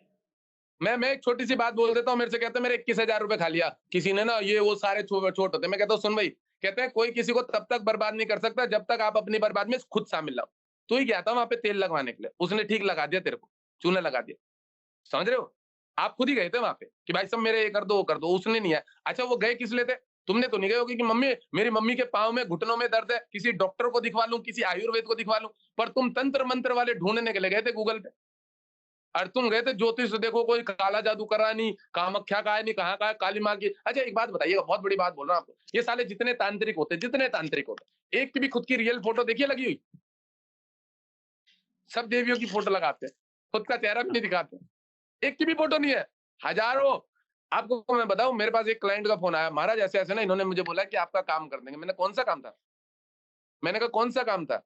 कह रहे गर्लफ्रेंड वाला था ना वो वाला मैटर जो। तो मैंने कहा क्या कर देगा? तो कह रहा वो उसको बुला देगा। मैंने कैसे बुला देगा? ऐसी कौन सी विद्या है? तो कह रहा महाराज वो कह रहा था आपको लाइन पे लूँ? मैंने कहा ले ले। हेलो? तो मैंने कहा हेलो सर, हाँ जी। वो भाई साहब क्या बता रहे थे? बोले जी 21,000 रुपए लगेंगे। मैंने इनको बोल दिया है पूजा-वूजा में ये वो सामान लगेगा, इतने दिन का 7 दिन का काम चलेगा। मैं कहाँ से बोल रहे हो? तो बोले हरिद्वार से। तो मैं किस जगह रहते हो? तो कह रहे ज्वालापुर में। मैं कहा एक काम करोगे पैसे यहीं दे दूँगा, मैं मायापुर में हूँ हरिद्वार में। आ जाओ गणेश घाट पे आ जाओ यहीं पे, निरंजन अखाड़े। फ़ोन काट दिया। उस व्यक्ति ने फोन काट दिया, तंत्रिक ने। मैं हरिद्वार में ही था उस समय। आजा पैसे ले जा। समझिए आप कितना फ्रॉड चल रहा है। ये बड़ी रील्स पॉडकास्ट चलते हैं कि नजर लग जाए आपको, नजर, लोगों की नजर लगती है क्या? सर कोई नजर नहीं लगती, मूर्खता, कोई नजर। ये अच्छा एक बात बताइए, मैं कई लोगों मुंह पे बोल, से तो ये तो मतलब मेरा भी अपना एक्सपीरियंस, कई कुछ अरे चीजें सर मैं क्या कह रहा हूँ, मैं नजर को मैं बताता हूँ कि क्या होता है। अच्छा राहु और चंद्र का ग्रहण योग होता है नहीं होता? होता है। बॉडियों में लोगों के लगा होता है। माँ को लड़ाई करके आएगा, घर में मारपीट के आएगा, तो नजर नहीं लगेगी? किसकी लगेगी? राहु की लगी है, किसी दोस्त व्यक्ति की नहीं लगी है। अपने घर में दोष करके आया। आज देखिए कितने ऐसे बच्चे हैं जो अपने मम्मी के ऊपर भी हाथ छोड़ रहे हैं, अपने पिता के ऊपर भी हाथ छोड़ रहे हैं। किसका दोष लग रहा है? वो ग्रहण लग रहा है, कोई दोष नहीं लग रहा। विष योग सुना है आपने शनि चंद्र का? हाँ, सुना है। तो ये क्यों है? आप नेगेटिविटी कर रहे हो। चंद्रमा माँ है, आप घर में गाली गलौज करके आए हो, दूसरों को दुख दे के आए हो, किसी की आत्मा दुखा के आए हो, तो आपके आपके शनि प्रबल नहीं कर रहे हो आप। और शनि तो कर्म फल दाता है, वो कब देगा आपको? वो तो जोड़ लिया उसने, अकाउंट में जुड़ गया आपके खाते में, अब वो आपको भुगतना पड़ेगा। इसमें नजर दोष कहाँ से आया? अच्छा मैं इसकी भी बहुत बड़ी काट करूंगा। आपने तो पुरानी पुरानी फिल्में देखी हैं, किसी के हाथ में से तांत्रिक वो गिर गया, ताबीज उसको आगे भूत पकड़ लेता है, ऐसा ही होता है ना। अब मुझे मुझे ये बताइए, तो अगर मैं बोलूं कि मैं सही हूं, मैंने मेरे ग्रहों को प्रबल कर रखा है, ये मेरे भोले बाबा जी को मैंने गले में बैठा रखा है। सुनिए सुनिए, हर आदमी पहनता है कुछ ना कुछ, कोई ना कोई पहनता ही है कुछ ना कुछ, आपने भी हो सकता है कुछ पहना, तो कैसे लग जाएगी नजर? नजर लग कैसे जाएगी ये बताइए हमको। कुछ ना कुछ, मैं एक बात बता रहा हूँ कि हर आदमी कुछ ना कुछ पहनता है, अपने माँ बाप से या अपने देवताओं का, अपना पितर होगा। आपने भी हो सकता है कुछ ना, आपने भी अंगूठी पहनी है, कोई सिद्ध करके ही पहनी होगी जो हाथ में पहनी है, जो भी है। आपके पीछे भी गॉड लगे हुए हैं, भगवान। भाई कृपा का पात्र तो हर आदमी है, भगवान से आशीर्वाद तो हर आदमी ले सकता है। ये सैटर्न के समझिए मेरी चीज। तो इसमें इस बात को हमेशा याद रखिए कि अगर आप ठीक है तो आपके ऊपर नजर लगा कौन सकता है? किसकी सामर्थ्य जो आपके ऊपर नजर, सूर्य को कौन नुकसान दे सकता है? आप कितना पानी उठा के डाल दोगे सूर्य पे जो सूर्य बुझ जाएगा? आप बताइए। हम्म। आपके अंदर वो गुण नहीं है जो आप दूसरों को कह रहे हो मुझे नजर लग गई। अच्छा, आप खुद तेज, आप रत्नों का खुद क्या, तेज। रत्नों का क्या है? आप मतलब इतनी सारी बातों पे बात हो गई, तो रत्न क्या काम करते हैं? सर बहुत काम करते हैं। इसका मैं ये बोलूंगा कि जो लक्ष्मी जी जब समुद्र मंथन से उत्पन्न हुई थी, भागवत में भी इसका वर्णन है, तो 14 प्रकार के रत्नों को लेके उत्पन्न हुई थी अपने साथ में लक्ष्मी जी, स्वतः से। आप किताबें पढ़ लीजिएगा, ठीक है? जी। तो उसमें ये बात बताई हुई है कि जब लक्ष्मी जी स्वतः अपने इसमें जब समुद्र मंथन से लक्ष्मी जी हाथ में कमंडलू लेके निकली थी, जिसमें रत्न थे, धन पैसा, लक्ष्मी कह सकते हैं कि सब कुछ उसी के अंदर था भगवान। और तो उसमें से जब आपका वो कहते हैं 14 प्रकार के रत्नों की उसमें से उत्पत्ति हुई थी, मात्र 14 प्रकार के, मात्र। उसमें कोई माचमणि नहीं थी, उसमें कोई फिरोजा नहीं था, उसमें कोई सुलेमानी हकीक नहीं था। मुसलमान कंट्रीज पढ़े लिखे होते नहीं है, आपको भी पता है, मोहम्मदन कम पढ़े लिखे होते हैं। अपना बिजनेस चलाने के लिए किसी भी पत्थर को उठा के, अच्छा फिरोजा, वही नहीं बता पाते कि फिरोजा रत्न होता किसका है। मैं रोज खुलवाता हूँ, कल भी लाइव में खुलवाया मैंने कि भैया ये किसी ग्रह का नहीं। नहीं बोले राहु केतु शनि का। मैंने कहा इसलिए देख सलमान खान की शादी नहीं हो रही है, राहु केतु शनि और तीन वो फिरोजा पहना रखा है हाथ में, स्काई कलर वाला। मैं उसकी शादी नहीं हो रही है, मैं वो ऐसे रंडवाई मर जाए। तो कहने का मतलब ये है कि आप अपने ग्रहों को उल्टा सीधा क्यों अच्छा सुनिए, आप एक्सपेरिमेंट क्यों कर रहे हैं अपनी बॉडी पे? अच्छा मुझे एक चीज बताइए, जब आपके पास साक्षात भगवान शिव की उपासना करने का वो है, महादेव का स्वरूप बताया गया है, शिवलिंग है, तो फिर आप किसी पत्थर को जबरदस्ती पूजने क्यों जा रहे हैं? सोचिए कि जो अनंत गुना फल देने वाला है, आप जा रहे हो तुच्छ फल लेने के लिए। कौन मूर्ख है, कौन गलत है? और वो साइड इफेक्ट करते हैं। मैंने बताया ये कोई रत्न नहीं होते, ये कोई रत्नों में ही नहीं है। अब मैं आपको ये भी बोल दूं कि जो देखिए जितनी नॉलेज होगी उतना ही बता पाऊंगा। 14 प्रकार के रत्नों में हीरा था, ठीक है, मूंगा था। आपने शनिदेव वाला एक नाटक देखा होगा, शायद कुछ दिन आ रहा था, उसमें मंगल में मूंगे की बात भी हुई थी। मैंने देखा था, उसमें नाटक में सीन चल रहा था कि मंगल के ग्रह के मूंगे की भी बात हुई थी उसमें, जो शनिदेव का नाटक आता था। छोटे से शनिदेव नहीं था, एक सामने से शनिदेव करके अभी नाटक चल रहा था कुछ दिन पहले, कलर्स पे आ रहा था, कलर्स पे, कलर्स पे। तो उसमें उसमें उस ग्रह से संबंधित रत्नों के बारे में भी बताया, क्योंकि वो शास्त्र में वर्णन है, वो शास्त्र में वर्णन है। विदाउट शास्त्र के तो मैं भी कोई लॉजिक आपको प्रमाण बाहर से नहीं लाके दे दूंगा, क्योंकि सारे पढ़े लिखे लोग होते हैं, आप मेरे को बेवकूफ बोलेंगे। तो जो ये रत्न निकले थे 14 प्रकार के, इसका वर्णन है। अब उसमें से जो आपके 9 ग्रहों के रत्न ये थे उसमें, और जो एक्स्ट्रा में कह सकते हैं कि कुछ हीरे, माणिक्य या वैजंती वैजंती कुछ अच्छे प्रकार के और भी थे। अब मुझे उसके 4 कुछ नीलम याद भी बोल था। सकता हूँ। हाँ जी। नीलम। नीलम तो है ना सर 9 ग्रहों के, नीलम था। माणिक्य सबसे पावरफुल ग्रह सूर्य का, अच्छा। राजा बना देता है। आज मैं आपको एक छोटा-सा और का इसका वो बताता हूँ लॉजिक। आपको जितने बड़े-बड़े सेठ लोग हैं पैसे वाले, माणिक्य के इतने बड़े पत्थर अपने घर में रखते हैं। पैसा इतना खींचता है, मैं प्रत्यक्ष देखा हुआ है इन चीज़ों को। प्रत्यक्ष देखा हुआ, इतने रफ पत्थर माणिक्य के वो घर में स्टोर करते हैं लाके। लोगों ऐसे की ही नज़र में हाँ, इसमें ऐसे हम ही लोगों की नज़र में उसकी कोई कीमत नहीं है। ब लोगों की नज़र में उसकी कोई कीमत नहीं है रफ की। दो 2000 रुपए प 200 रुपए या चा 500-700 रुपए किलो मिल जाएगा, या मान लीजिए थोड़ा अच्छी कैटेगरी का होगा रफ, अगर रफ रफ मतलब समझ रहे हैं रत्न बनने के बाद जो गूढ़ा निकल के आ जाता है, टूटा कचरा हुआ उसका, टूटे हुए, उसको भी घर में रखते हैं, वो भी आकर्षण करता है पत्थर। उनके पास पावर है। उसको रविवार को निकाल के धूप में रख देते हैं, बाकी दिन घर में पूरा पैसा खींच के लाता है। तथ्य भी तो होना चाहिए, कोई प्रमाण भी तो होना चाहिए। ये थोड़ी है कि आपने पानी का लोटा भर लिया, तो उसका कारण क्या है भाई, पानी का लोटा भर तो लिया वो तो। टूटे हुए पत्थर इतने इतने चमत्कारी होते हैं जो अंगूठी के सर साथ। बहुत ज्यादा चमत्कारी, बहुत ज्यादा चमत्कारी। मेरे मेरे चंद्र भारती जी गुरु भाई हैं, मैं राजस्थान चित्तौड़ में रहा हूँ। देखिए मैं आपको बताऊँ, ये मेरे आश्रम का एड्रेस है, मैं वहीं से पढ़ाई करके आया हूँ। ये रहा, आपको दिख रहा होगा श्री वैद्य, ये वैभव ज्योतिष लक्ष्मी कार्यालय, ये चित्तौड़गढ़, ये मेरा ही नंबर दिया हुआ है, राजस्थान। तो मैं वहीं से आया हूँ चित्तौड़ से पढ़ाई करके। मेरे गुरु भाई हैं चंद्र भारती जी, उन्होंने सुनिए, उनके पास मैंने इतना बड़ा माणिक्य का पत्थर देखा था, इतना बड़ा, इतना बड़ा। उन्होंने मुझे दिखाया था कि देख राजन, मैंने ये रख रखा है। कह रहे माणिक्य बहुत पैसा लाता है राजन।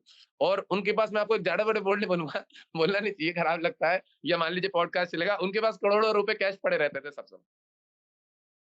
3-4 किलो सोना सब समय कैश पड़ा रहता, मतलब है उनके पास इतना, 4-5 किलो सोना। कह रहे थे एक गुजराती बीजेपी था, कह रहा महाराज मेरा मेरा टिकट का तो हो ही गया है, थोड़ा सा निकलवा दीजिएगा, मैं आपको ऑडी गिफ्ट। बोले भैया ऑडी देगा, मुझे यहाँ पे टैक्स लग जाएगा, मुझे पकड़ ले जाएंगे पुलिस वाले, मत दे भाई, रहने दे, ये रहने दे, जो है मेरे पास उसी में चल रहा है। तो कैसे पता करें रत्नों के बारे में कि असली रत्न कैसे है? सर रत्न के बारे में मैं आपको एक छोटा सा यही बोलूंगा कि इसमें कोई भी रत्न बहुत अगर बड़ा 50, बाजार है बाजार में। विवेक जी बड़ा अच्छा प्रश्न है। रत्नों के बारे में बहुत बढ़िया सी बात बता दूं, सरल शब्दों में बताऊंगा, क्योंकि बाजार में बहुत सारा भ्रांति फैला हुआ है, गंदगी पना फैला हुआ है। मैं आपको एक छोटा सा चीज दिखाई देता हूँ। जैसे देखिए ये है, ये देखिए आपके सामने रत्न मेरे पास पड़ा भी हो तो क्यों ना दिखाई दिया जाए, ऐसे लोग भी समझ जाएंगे। इसमें यहाँ पे लिखा होगा नेचुरल ओपल। देखिए क्या लिखा होगा, लिखा नेचुरल हाँ। ओपल ऑस्ट्रेलियन। तो कोई भी अगर ओरिजिनल रत्न होगा तो उस पे नेचुरल ही लिखा रहेगा। विदाउट नेचुरल कोई भी लैब प्रमाणित आपका उस पे नेचुरल नहीं लिख के, मतलब आपको विदाउट नेचुरल लिख के नहीं दे सकती। नेचुरल ओपल ऑस्ट्रेलियन, आपको शायद कैमरे में साफ क्लियर दिख रहा होगा। हम्म। तो विदाउट नेचुरल स्टोन कोई भी नकली नहीं बेच सकता। अब आपको नहीं पता हो, मुझे पता है, आपका जो लाल किला है चांदनी चौक, वहां किलो के हिसाब से 10-10 रुपए पीस के हिसाब से ऐसे बिकते हैं नगीने। और हाँ। और पूरा यूपी, बिहार, जितने छोटे लेवल के होते हैं सोनार, देखिएगा सजा के रखते हैं कटोरियों में, कहाँ पे, अपने शीशे के काउंटर में। वो नकली होते हैं सर, वो वो नकली होते हैं। अब जो सर्टिफाइड लैब टेस्टेड होगा, उनकी कुछ कंडीशंस होती हैं। वो आपको सील पैक करके देगा, क्यूआर कोड देगा बकायदा, उसका एक नंबर देगा, ये वाला डिजिट देगा, यही है, एक मिनट, हाँ ये सुनो, ये इन्फिकेशन दे रखी है, वो जो आईएसओ प्रमाणित होता है 990 ऐसे कुछ होता है ना, तो ये सारा इनका सर्टिफिकेट नंबर होता है बकायदा। आप इनकी वेबसाइट पे जाके इस रत्न को वहां चेक कर सकते हैं, इस रत्न को जाके इस डिजिट को चेक कर सकते हैं, वहां खुल के आ जाएगा ये स्टोन सेम, आप मैच कर सकते हैं। भाई लैब भी आज होगा ना। तो सर लैब फर्जी हो गए तो वो विदाउट नेचुरल, उसकी लैब में कोई केस कर सकता है हैंड टू हैंड, तभी का तभी बंद करवा सकता है। कोई पैसे वाला हुआ, आपको मान लीजिए उसने चेप दिया कोई रत्न, और आप जाके उस पर केस कर दो, उसकी लैब हैंड टू हैंड बंद हो जाएगी, आप तो कार्रवाई कर सकते हैं ना उसके खिलाफ। नकली रत्न कोई ऐसे नहीं देगा। और देखिए मैं आपको साफ बोल रहा हूँ, जो नकली देगा वो फिर आपको टेस्टेड कार्ड नहीं देगा, वो हिचकिचाएगा। और वो वहां पे क्या लिखेगा पता है, ऑथेंटिकेशन करके कुछ ऐसे ही कुछ भी अलग नाम देगा, नेचुरल नहीं लिखेगा, इस बात को याद रखिएगा। नेचुरल स्टोन उसको लिखना पड़ेगा, अगर वो किसी बढ़िया माइंस का स्टोन हुआ तो ही नेचुरल लिख सकता है। जो कहीं पृथ्वी के अंदर धरती से निकला है, अगर ग्लास कटिंग है, शीशे का है, फिलिंग है, बनाया हुआ है, हीटेड रोस्टेड है, तो वो आपको कभी भी नेचुरल नहीं लिख के दे सकता है, इस बात को समझिए। नेचुरल जो होता है श्रीलंका की खदानों में पाया जाता है, आपको पता होगा, सिलोनी। तो नेचुरल चीजें बाजार में है, समझ रहे हैं आप। आपको जी। मेरी वाणी से क्या लगा? हम नेचुरल हैं, धरती पे रहने वाले, हमने जमीनी स्तर पे चीजों को सीखा है। अब बना के अगर कोई बताए, तो ये चीज़ तो देखिए सामने वाले के ऊपर है ना, उसको पकड़नी चाहिए कि भाई आदमी कैसा है। प्रमुख कि लोग कहते हैं कि जब फलाने ग्रह की चल रही है दशा, महादशा तो उस समय धारण करने चाहिए। तो मैं ये जानना नहीं चाहता सर, हूँ नहीं, दशा के आधार पे रत्न नहीं पहने जाते हैं। इस चीज़ को मैं दूर कर दूँ, क्योंकि मैं रोज़ लाइव में उल्टे-सीधे रत्न खुलवाता हूँ, बड़ा गाली देनी पड़ती है मुझे कि शायद इसको डाँटूँगा तभी खुलेगा, क्योंकि इसने इसके लिए पैसे खर्च करे। मेरे को गाली दे-दे के भी, क्योंकि मुझे पता है उसके लीवर में कैंसर दे रहा है। 50 क्लाइंट दे सकता हूँ आपको जिनको लीवरों में गाँठ बन गई थी। रोहिणी की, मोनिका बालूनी, मोदी नगर की, मुरादनगर की, एचएस रावत जैसे एस्ट्रोलॉजरों ने, अरुण पंडित जी जैसे एस्ट्रोलॉजरों ने, परसों की बात है और लाइव की बात है, मेरे लाइव पे चीजें चल रही थी, लाइव में चल रहा था। उल्टे अरुण पंडित जी जैसे एस्ट्रोलॉजर उल्टे सीधे रत्न गाइड कर रखे हैं। व्यक्ति का लग्न वो तो सूर्य है, सुनिए, बड़े मीडिया व्यक्ति का लग्न सूर्य है, पंचम भाव जो होता है वो उसका वहां पे 9 नंबर है, गुरु है, और भाग्य जो है उसका मेष है। इसके व्यक्ति का ये सर होता है 1 नंबर, ये पेट 5 नंबर और 9 नंबर उसके पैर। अब इसमें क्या किया हुआ है पता है आपको? इसमें उल्टे सीधे रत्न पहना रखे हैं। जो सप्तम भाव उसका मारक है, सूर्य के जस्ट सामने 11 नंबर है, उसका नीलम पहना दिया, मारक। द्वितीय भाव 5 के जस्ट सेकंड वाला घर होता है द्वितीय। अब देखिए मेरी तो क्लासेस चलती है सर, मैं पढ़ाई भी कराता हूँ, आपको ये भी बता दूं, 45-50 बच्चे मेरे पास सीख रहे हैं। सेकंड भाव है, इसमें यहाँ पे मारक लिखा हुआ है, ये वाला दिख रहा होगा आपको मारक करके। सप्तम भाव है, यहाँ पे मारक लिखा हुआ है, 7th हाउस में यहाँ पे, ये दिख रहा होगा आपको मारक। तो ये चीज ये लिखा हुआ है कि मारक ग्रह का स्टोन कभी नहीं पहनना चाहिए, वो आपका मृत्यु तुल्य कष्ट देने वाला ग्रह होता है। अच्छा। फिर भी मिसगाइड कर करके उल्टे सीधे रत्न पहनाए जा रहे हैं। देखिए मैं आपको एक प्रमाण, अगर मेरा लैपटॉप खुला तो अभी दिखा देता हूँ प्रमाण, बड़ा अच्छा करके छोटा सा प्रमाण दिखाऊंगा, लोग जागरूक हो इससे।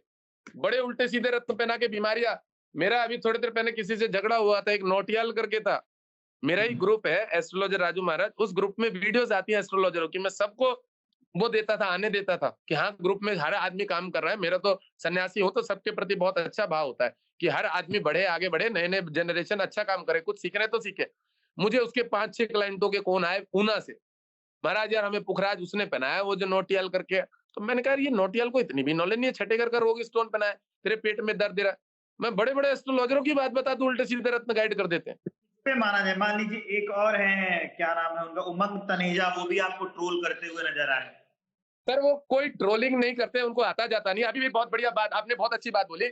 उमंग तनेजा जी ने आज मेरे ऊपर एक वीडियो बनाई है कि राजू महाराज जब नया वर्ष चैत्र प्रतिपदा होता है, मैंने बनाई थी 8 मूलांक वालों के लिए, तो उन्होंने कहा जब चैत्र प्रतिपदा होता है तो उस समय चंद्रमा मीन राशि पे ही होता है, उन्होंने ये बात बोली है उसमें, और मीन राशि पे ही होता है, उन्होंने ये बात बोली है। अब देखिए मेरे पास 20 और 21 का पंचांग है, 20-21 का पंचांग है, ये 20 और 21 का पंचांग है यहाँ पे। 2020-21 मतलब 21वें में मार्च में घुस रहा था, मार्च के बाद 2021 लग रहा था। यहाँ अभी प्रमाण दे रहा हूँ सर, मैं भी चाहूं तो उनको 2 मिनट में फेल कर सकता हूँ, रील बना के, वीडियो बना के। चंद्रमा मेष राशि पे चला गया उस दिन, चंद्रमा उस दिन मेष राशि पे पहुंच गया है, मीन राशि पे खत्म होके यहाँ चंद्रमा मेष राशि पे चला गया, मेष राशि पे लिखा हुआ है। मूर्खों के सामने बीन बजाने वाली बात है सर, पढ़ाई नहीं करी है, वैदिक ज्योतिष नहीं पढ़ा हुआ है। रघु संहिता, लोमस ऋषि, पाराशर शास्त्र, सूर्य संहिता, नारद संहिता, तुलसी जी की संहिता, कितनी ऐसी किताबें पढ़ के ज्योतिष सीखा हूं। खुद के लॉजिक प्रमाण से एस्ट्रोलॉजी करता हूं। प्रत्येक लाइव में किसकी मम्मी को कैंसर था, किसके दादा कैंसर से मरे हैं, तेरा घुटना कब टूटा है, तू अपने बाप से पिता से कर्जा लेके आया और यहाँ पे विदेश में आया है काम करने के लिए, शेयर मार्केट में पैसा नहीं। तो मैंने बहुत सारी चीजों को डिस्कस, रोज लाइव बनाता हूँ, रोज सटीक फलादेश करता हूँ सर, सटीक फलादेश। लोग कहते हैं महाराज जी आप 1 साल रह जाएंगे, अभी मेरी कल की लाइव की वीडियो इंस्टाग्राम पे पढ़िए, चेक कर लीजिएगा आप, अगर 2 साल रह गए ना, एस्ट्रोलॉजर गायब, कहते हैं ब्रह्मांड से एस्ट्रोलॉजर गायब हो जाएंगे महाराज अगर आप 2 साल रह गए फेसबुक पे, तो गायब इंस्टा करने पे से रह गए तो। लोग हैं जो कहते हैं कि आप अपना नंबर आप गायब देखिए, आप इस चीज को थोड़ा सा शो करा दीजिएगा, मैं आपके लिए बोल रहा हूँ। उमंग तनेजा जी कह सकते हैं कि कितने मूर्ख आदमी, आप गूगल पे जाके सर्च कर लीजिए। चंद्रमा उस दिन मेष राशि पे 11:18 पे लग चुका था, किस दिन, उससे 1 दिन पहले। और जिस दिन उसके बाद नया साल लगा उस दिन मेष राशि पे चंद्रमा, जब लास्ट की 30 तारीख को सर अमावस्या वाले दिन मेष पे चंद्रमा शो कर रहा है यहाँ पे, तो जाहिर सी बात है चंद्रमा एक राशि पे 2.25 दिन लेता है, तो जो नया साल आएगा उसमें वो मीन पे नहीं रहेगा, मेष पे रहेगा। मैंने उनको फोन करा बकायदा उन्हीं को, तनेजा जी थोड़ा ज्ञान तो लीजिए, कहाँ उल्टे सीधे ज्ञान फैल रहे हैं। तो उस वीडियो को आपकी बेइज्जती हो जाएगी, कोई भी पंडित ब्राह्मण उसके ऊपर आपको ये दे देगा इस तरह से दिखा के। पर वो कह रहे हो नहीं नहीं कोई बात नहीं, तुम जो करोगे ऐसे मतलब वो इस समय पता नहीं, मैं बताऊं मैंने कॉल किया तो हो सकता है उनके साथ कोई सामने बैठा हो, बोले जा रहे कोई मेरी बात नहीं सुनी, मतलब इतने मूर्ख आदमी। तनेजा जी कुछ नहीं बोले आपको? तनेजा जी बहुत मूर्ख आदमी है, मैं आपको ये बताऊं, मैं इसलिए बोल रहा हूँ इस बात को। देखिए हमारे उसमें ये बताया गया कि हर आदमी में ब्रह्म समान है, परमात्मा समान है। कोई नया व्यक्ति अगर बढ़ रहा है, मैं बच्चों को बड़ा सपोर्ट करता हूँ। एक एस्ट्रोलॉजर को आज मैंने फ्री में क्लासेस ज्वाइन करने के लिए बोला, न्यूमरोलॉजी कर रही थी, मैंने कहा बेटा किसी का नुकसान ना कर, आ जा फ्री में सीख ले। ये मैंने मेरे मुझे ग्रुप में में लोग कहते हैं कि सिम नंबर बदल लीजिए, ये नंबर बदल लीजिए, भाग बदलेगा, ऐसा कुछ होता है क्या? अच्छा आप एक बताइए, नंबर के लिए मैं बता दूं, एक बात बता एक दीजिए, संदीप मैं आपको बजाज एक साहब छोटा है, वो बड़ा नंबर जोड़ते रहते हैं। अब घड़ी फिर सर मेरे को एक बात बताइए, ये 6 नंबर है आपका, बुध का मूलांक लग्न हो गया, ये 10 नंबर है और ये आपका 2 नंबर है। ये शनि के देवता हो गए 10 नंबर के, इसके देवता शुक्र हो गए। यहाँ देखिए, यहाँ इसका क्या है, शुक्र शुभ है, ये बुध शुभ है। आपको इसको बड़े अक्षरों में दिखाते हैं, लोगों को भी दिखेगा। बुध इसके शुभ है और शुक्र शुभ है, आपको दिख रहा होगा, दिख रहा है, बुध शुभ है और शुक्र शुभ है। बाकी आप खुद देखिए, 1 ग्रह शुभ, 2 ग्रह शुभ, 3 ग्रह शुभ, 4 ग्रह शुभ, 5 ग्रह शुभ, 6 ग्रह शुभ, 1 ग्रह सम। तो जो शुभ ग्रह है उसमें एक शुक्र है, एक बुध है। इन भाई साहब के लिए 7 ये 6 मूलांक बनेगा और 5 मूलांक बनेगा बुध और शुक्र का। तो अगर वैदिक ज्योतिष में इस चीज का, सब चीजों का उपाय है और पता है। अच्छा अब ये देखिए, मैं कहता हूं कि इन भाई साहब के, देखिए आपको बहुत बढ़िया लॉजिक बता दे रहा हूँ। आप ही बताइए, आपको मैंने बताया इनका 6 नंबर अच्छा, वो 6 अच्छा है, ये बुध अच्छा है और यहाँ पे आपका शुक्र अच्छा है, तो शुक्र का मूलांक 6 नंबर हो गया और बुध का मूलांक 5 नंबर। ठीक है सर, इनकी दशा कौन सी चल रही है? बृहस्पति की, आप देख लीजिए। गुरु में राहु चल रहा है 23 से लास्ट दिसंबर 25 तक, गुरु राहु। तो गुरु तो इनका अशुभ है, दिख रहा है सर। अब जब गुरु इनका अशुभ है तो यहाँ पे आइए, गुरु इनका कौन है? पत्नी के घर का लॉर्ड है। गुरु इस घर से, गुरु इस नवम पूर्ण दृष्टि से इस घर को देख भी रहा है। गुरु की दृष्टि बच्चों पे भी पड़ रही है, समझ में आया आपको? ये संतान का घर होता है। तो मेरे ये कहने का मतलब है कि इनका तो गुरु खराब है, ये भाई साहब का इनकी टांग तुड़वा देगा, तो इनकी वाइफ का तो अच्छा है, उसकी वाइफ का भी तो नंबर होगा उसमें कोई ना कोई, गुरु का 3 अंक तो होगा ही ना उसी मोबाइल में। अरे भैया तो आपका भाग्य ठीक नहीं चल रहा, तो आपके भाग्य से, वाइफ के भाग्य से तो आपका काम चल रहा है इस समय। नंबर बदल लोगे तो बच्चों के भाग्य का नंबर भी गया, वाइफ के भाग्य का भी। आप कौन सा ऐसा नंबर उठा के लाओगे जिसमें सिर्फ 5 और फिर सिर्फ 6 होगा? लेके आओ, 1 लाख से ऊपर का तो नंबर पड़ेगा आपको, वो नंबर जिसमें सिर्फ 5 और 2 ही ग्रह शुभ है। आप ही बताइए, आप कौन सा नंबर लेंगे आप? घड़ी घड़ी पहनना, कुछ लोग कहते हैं घड़ी पहन लो, ये पहन लो। सर ये तो अपनी थिंकिंग के ऊपर है, घड़ी पहनना पसंद हो। मेरे महाराज जी ने मुझे घड़ियां गिफ्ट करी थी, उसकी रेडो की घड़ी दी थी चंद्र भारती जी ने, कि ले राजू ये घड़ी तू पहन। मेरे को घड़ी पहनना पसंद नहीं है, पड़ी रहती है। स्मार्ट वॉच यहाँ पड़ी है, 1.5-2 महीने 3 महीने हो गए, मंगा ली थी मजे मजे में, पर पड़ी है, मुझे पसंद नहीं है, नहीं पहनता हूँ। आप समझ रहे होंगे मेरे को अच्छा नहीं लगता, मैं अनकंफर्टेबल फील करता हूँ। कौन बार बार उसको चार्ज करे? सर मैंने जीवन में नहीं पहनी। अब कोई बोले कि घड़ी पहनो नहीं पहनो, आदमी को इससे कुछ नहीं होता, ये फालतू की बात, इसमें कुछ नहीं होता है। अगर एक बात बताइए, मेरी बात सुनिए, बदल जाता है। मैं आपको एक छोटा सा उदाहरण दे रहा हूँ। आपने बोला घड़ी संबंधित बात, बहुत बढ़िया बात बताऊं। मैं यूनियन टेलीकॉम की कंपनी में जॉब करी हुई है, अमेरिका की कंपनी है, न्यूयॉर्क की। मैं आईटी फील्ड संबंधित कंपनियों में जॉब करके आया हूँ, दिल्ली से गाजियाबाद से। वो आपका ओखला में थी, फेज 2 में। अब मैं एक बात बताऊं, वहां पे बहुत बड़ी बड़ी घड़ी लगी थी दीवार के, एक अमेरिका की घड़ी लगी हुई थी, यूएसए की, न्यूयॉर्क की, और एक इंडिया की घड़ी लगी हुई थी। तो इस आधार पे तो उस कंपनी का भला होना चाहिए, उन्होंने तो खूब बड़ी बड़ी घड़ी रख रखी है। पर वो कंपनी ज्यादा दिन नहीं चली, वो फ्रॉड काम करती थी। फ्रॉड काम क्या करती थी, मैं आपको इसका कारण बता रहा हूँ, मैं भी जॉब कर चुका हूँ उसमें। रात्रि के टाइम में हम लोग जाते थे कैब लेने, हमें मोहन नगर पे आती थी और हम ओखला जाते थे फेज 2। उसमें क्या हुआ, $1800 ऐसे ही कुछ टोकन मनी के नाम पे हम उनसे जमा कराते थे कि आप यूनियन टेलीकॉम का प्लान लेंगे तो आपको 2.9 सेंट्स पर कॉल मिलेगी बात करने के लिए, जिससे आप इंडिया, उस समय 5 पॉइंट कुछ रेट था एक कॉल का, पैसे का 5 पॉइंट कुछ सेंट का, डॉलर में सेंट्स होते हैं ना, तो इसका रेट चल रहा था। तो अगर आप यूनियन टेलीकॉम का प्लान लेते हैं तो आपको 2.9 सेंट्स का कॉल मिलेगी पर कॉल, मिनट के हिसाब से। इसके लिए आपको कुछ टोकन मनी देनी पड़ेगी, $1800 कुछ। आप समझ जाइए कितना होता है, आप समझ जाइए $1800 कुछ। कंपनी जब उस प्लान को कोई व्यक्ति बोलेगा कि मुझे प्लान बंद करना है, सुनिए, तो वो पैसे रिफंड नहीं करते थे टोकन मनी। जबकि हम ये बोलते तो सामने वाले को बेचते टाइम कि आपकी टोकन मनी आपको रिफंड हो जाएगी। तो वो कंपनी बंद हो गई। अब चलिए उन्होंने घड़ियां तो बहुत बड़ी-बड़ी लगा रही थी, फिर भी बंद हो गए और फिर भी चोरी-चकारी कर रहे थे। सोचिए इस चीज़ चलिए, को। आप बताइए, मैं तब पूछ रहा हूँ कि कई लोगों को मैंने कहते हुए सुना है कि जब आपके जीवन में ग्रहों की जो दशा है वो बदलती है, मतलब कि महादशा बदलती है, मान लीजिए सर गुरु 1 आया मिनट, फिर एक मिनट, 1 मिनट। कहते हैं मैं आपको ज्योतिष के आधार पे क्या इसका एक बहुत बड़ी जाता है? सर दशाएँ बदलने से बड़ा इफ़ेक्ट पड़ता है। पूरे दिनचर्या सब कुछ बदल जाता है, सब कुछ अच्छा, बदल जाता है। ये और ऐसा होता है, अच्छा कहते हैं जो दुश्मन नहीं कर सकता वो दशा कर देती है। अरे वाह! हाँ, वो दशा कर देती है जो दुश्मन नहीं कर सकता। आप ऐसे समझ लीजिए कि अगर हमारी अशुभ दशा चल रही है तो हमारा झूला पीछे चल रहा है, हुँ, समझ रहे हैं? और सम दशा चल रही है नॉर्मल तो आप मीडियम में झूले में बीच में उतरे पड़े हो, ठीक चल रही है। और बहुत बढ़िया दशा चल रही है, आप जिस मर्ज़ी क्षेत्र में हाथ डालो आपके स्टार लगे हुए हैं उस समय।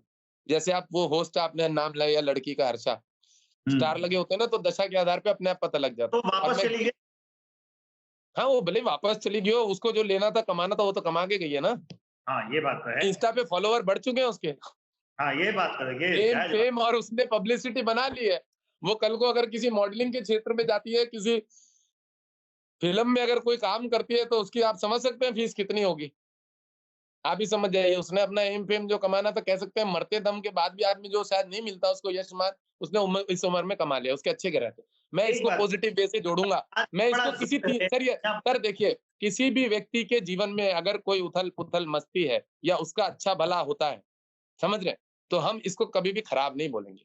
उसके कुछ अच्छे कर्म हैं, उसको कुछ अच्छा प्राप्त हुआ और हम लोगों को इस बात को स्वीकार करना चाहिए। किसी भी व्यक्ति से हमें जलन नहीं करनी चाहिए। ये शास्त्र कहता है कि अगर आप किसी में द्वेष देख रहे हो, राग कर रहे हो किसी के प्रति, समझ रहे हैं? तो फिर आप एक अच्छे व्यक्तित्व वाले व्यक्ति नहीं बन सकते। आप वो जीव-जंतु, प्राणियों की तरह संसार बंधनों में फँसे रह जाओगे। अब मुझे एक चीज़ बताइए, आपके घर में आपने कुत्ता पाल रखा है, डॉग पाल रखा है, वो बीमार पड़ जाता है, तो आप उसका इलाज करा दोगे, पर आप अगर बीमार पड़ जाओ, तो वो आपका इलाज करा सकता है? तो मनुष्य का कर्म यही है सर, कि हम सबके लिए अच्छा सोचें और सबके लिए अच्छा करें क्योंकि 84 लाख जीव योनि है। आपको अगर सांड पीछे से आके मार देना सींग भोग के, उसको नहीं दोष लगेगा, वो जीव योनि भोग रहा है। साँप काट लेना उसको नहीं पाप लगता, वो भी जीव योनि भोग रहा है। मनुष्य बनाया था भगवान ने, साँप की तरह काटता तो जा बेटा साँप बन जा इस बार। ये जो बोलते हैं ना कि ये मेरा घर है, भाइयों से लड़ाई झगड़ा, देखना आपके घर में छिपकली ऐसे कितने सारे हाथ अंगूठे लेके ऐसे चिपकी रहती है, मेरा भी घर है, मेरा भी घर है। वो भी कहती है, ग्रहों के आधार पे जन्म मिलता है। वो छिपकली भी कहती है कि मेरा घर है, उसे भगाओ दोबारा आ जाएगी। तो जो आज घर गृहस्थी से लड़ रहे हैं ना, घर मेरा है, बाँट लो आराम से रह लो।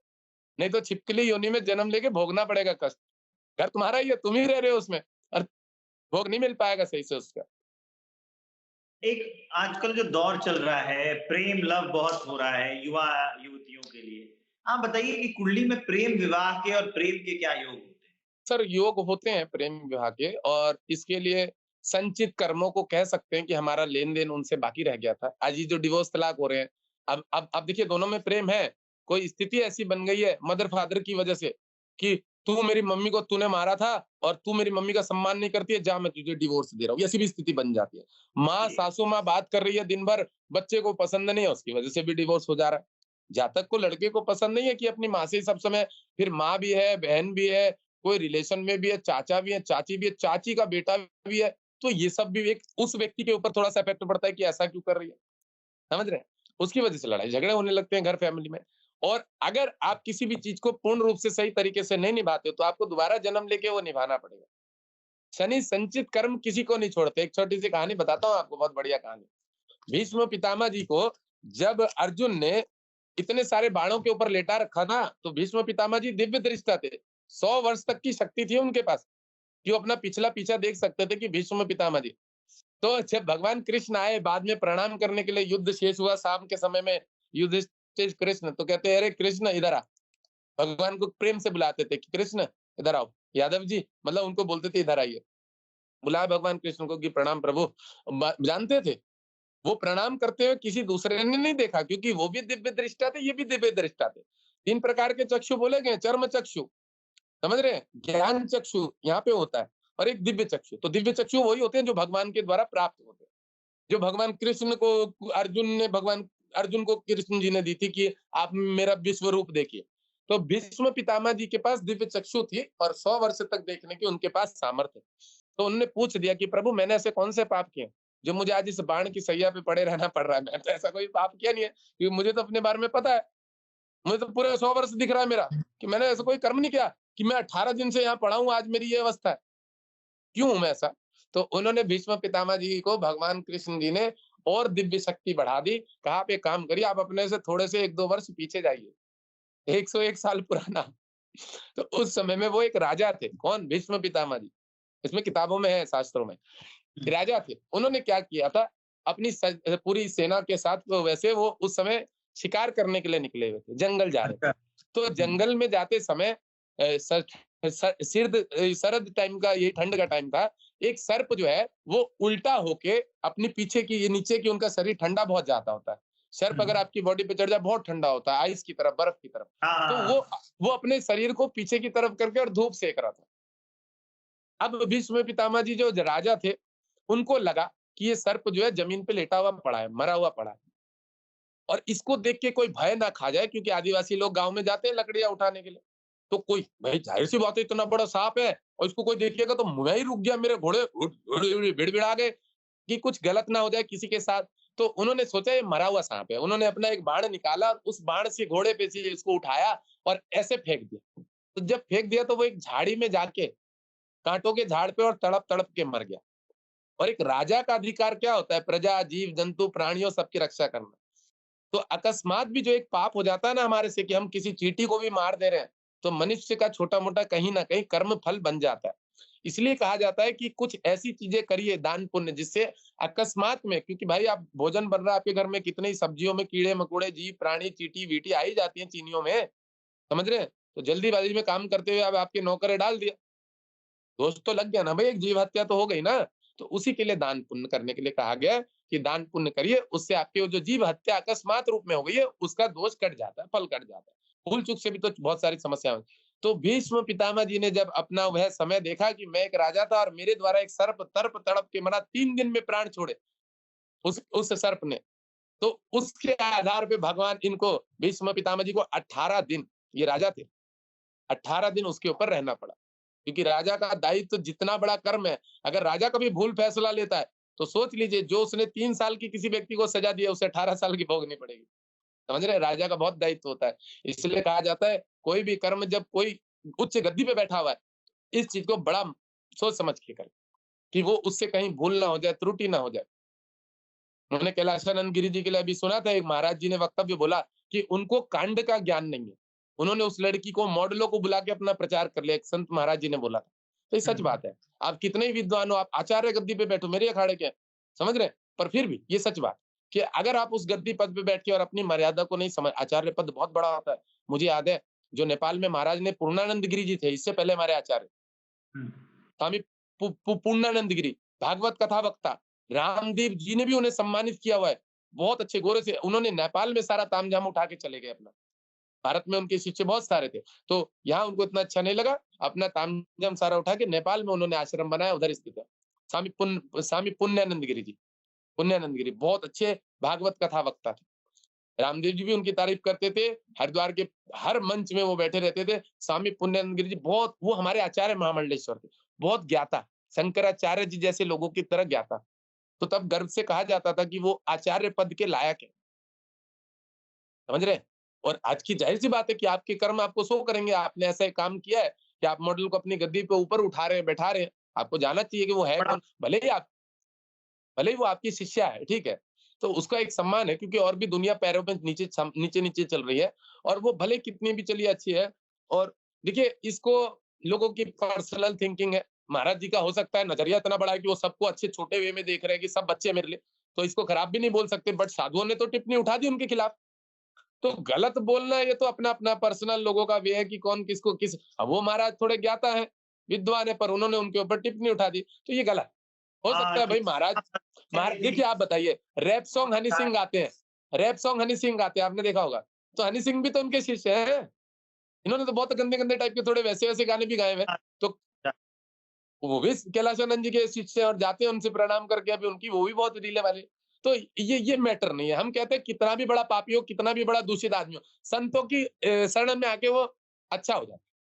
और ज़ाहिर सी बात है कि उसने भी वो वीडियो देखा होगा होस्ट हर्षा ने, और वो अपने अंदर सुधार करेगी। अब आने वाले समय में ऐसी कोई काम नहीं करेगी जो नई जनरेशन उससे थोड़ा गलत रास्ता पकड़े। वो अच्छे ही कपड़े पहनेंगे और लोगों को ज्ञान ही देने वाला काम करेंगे।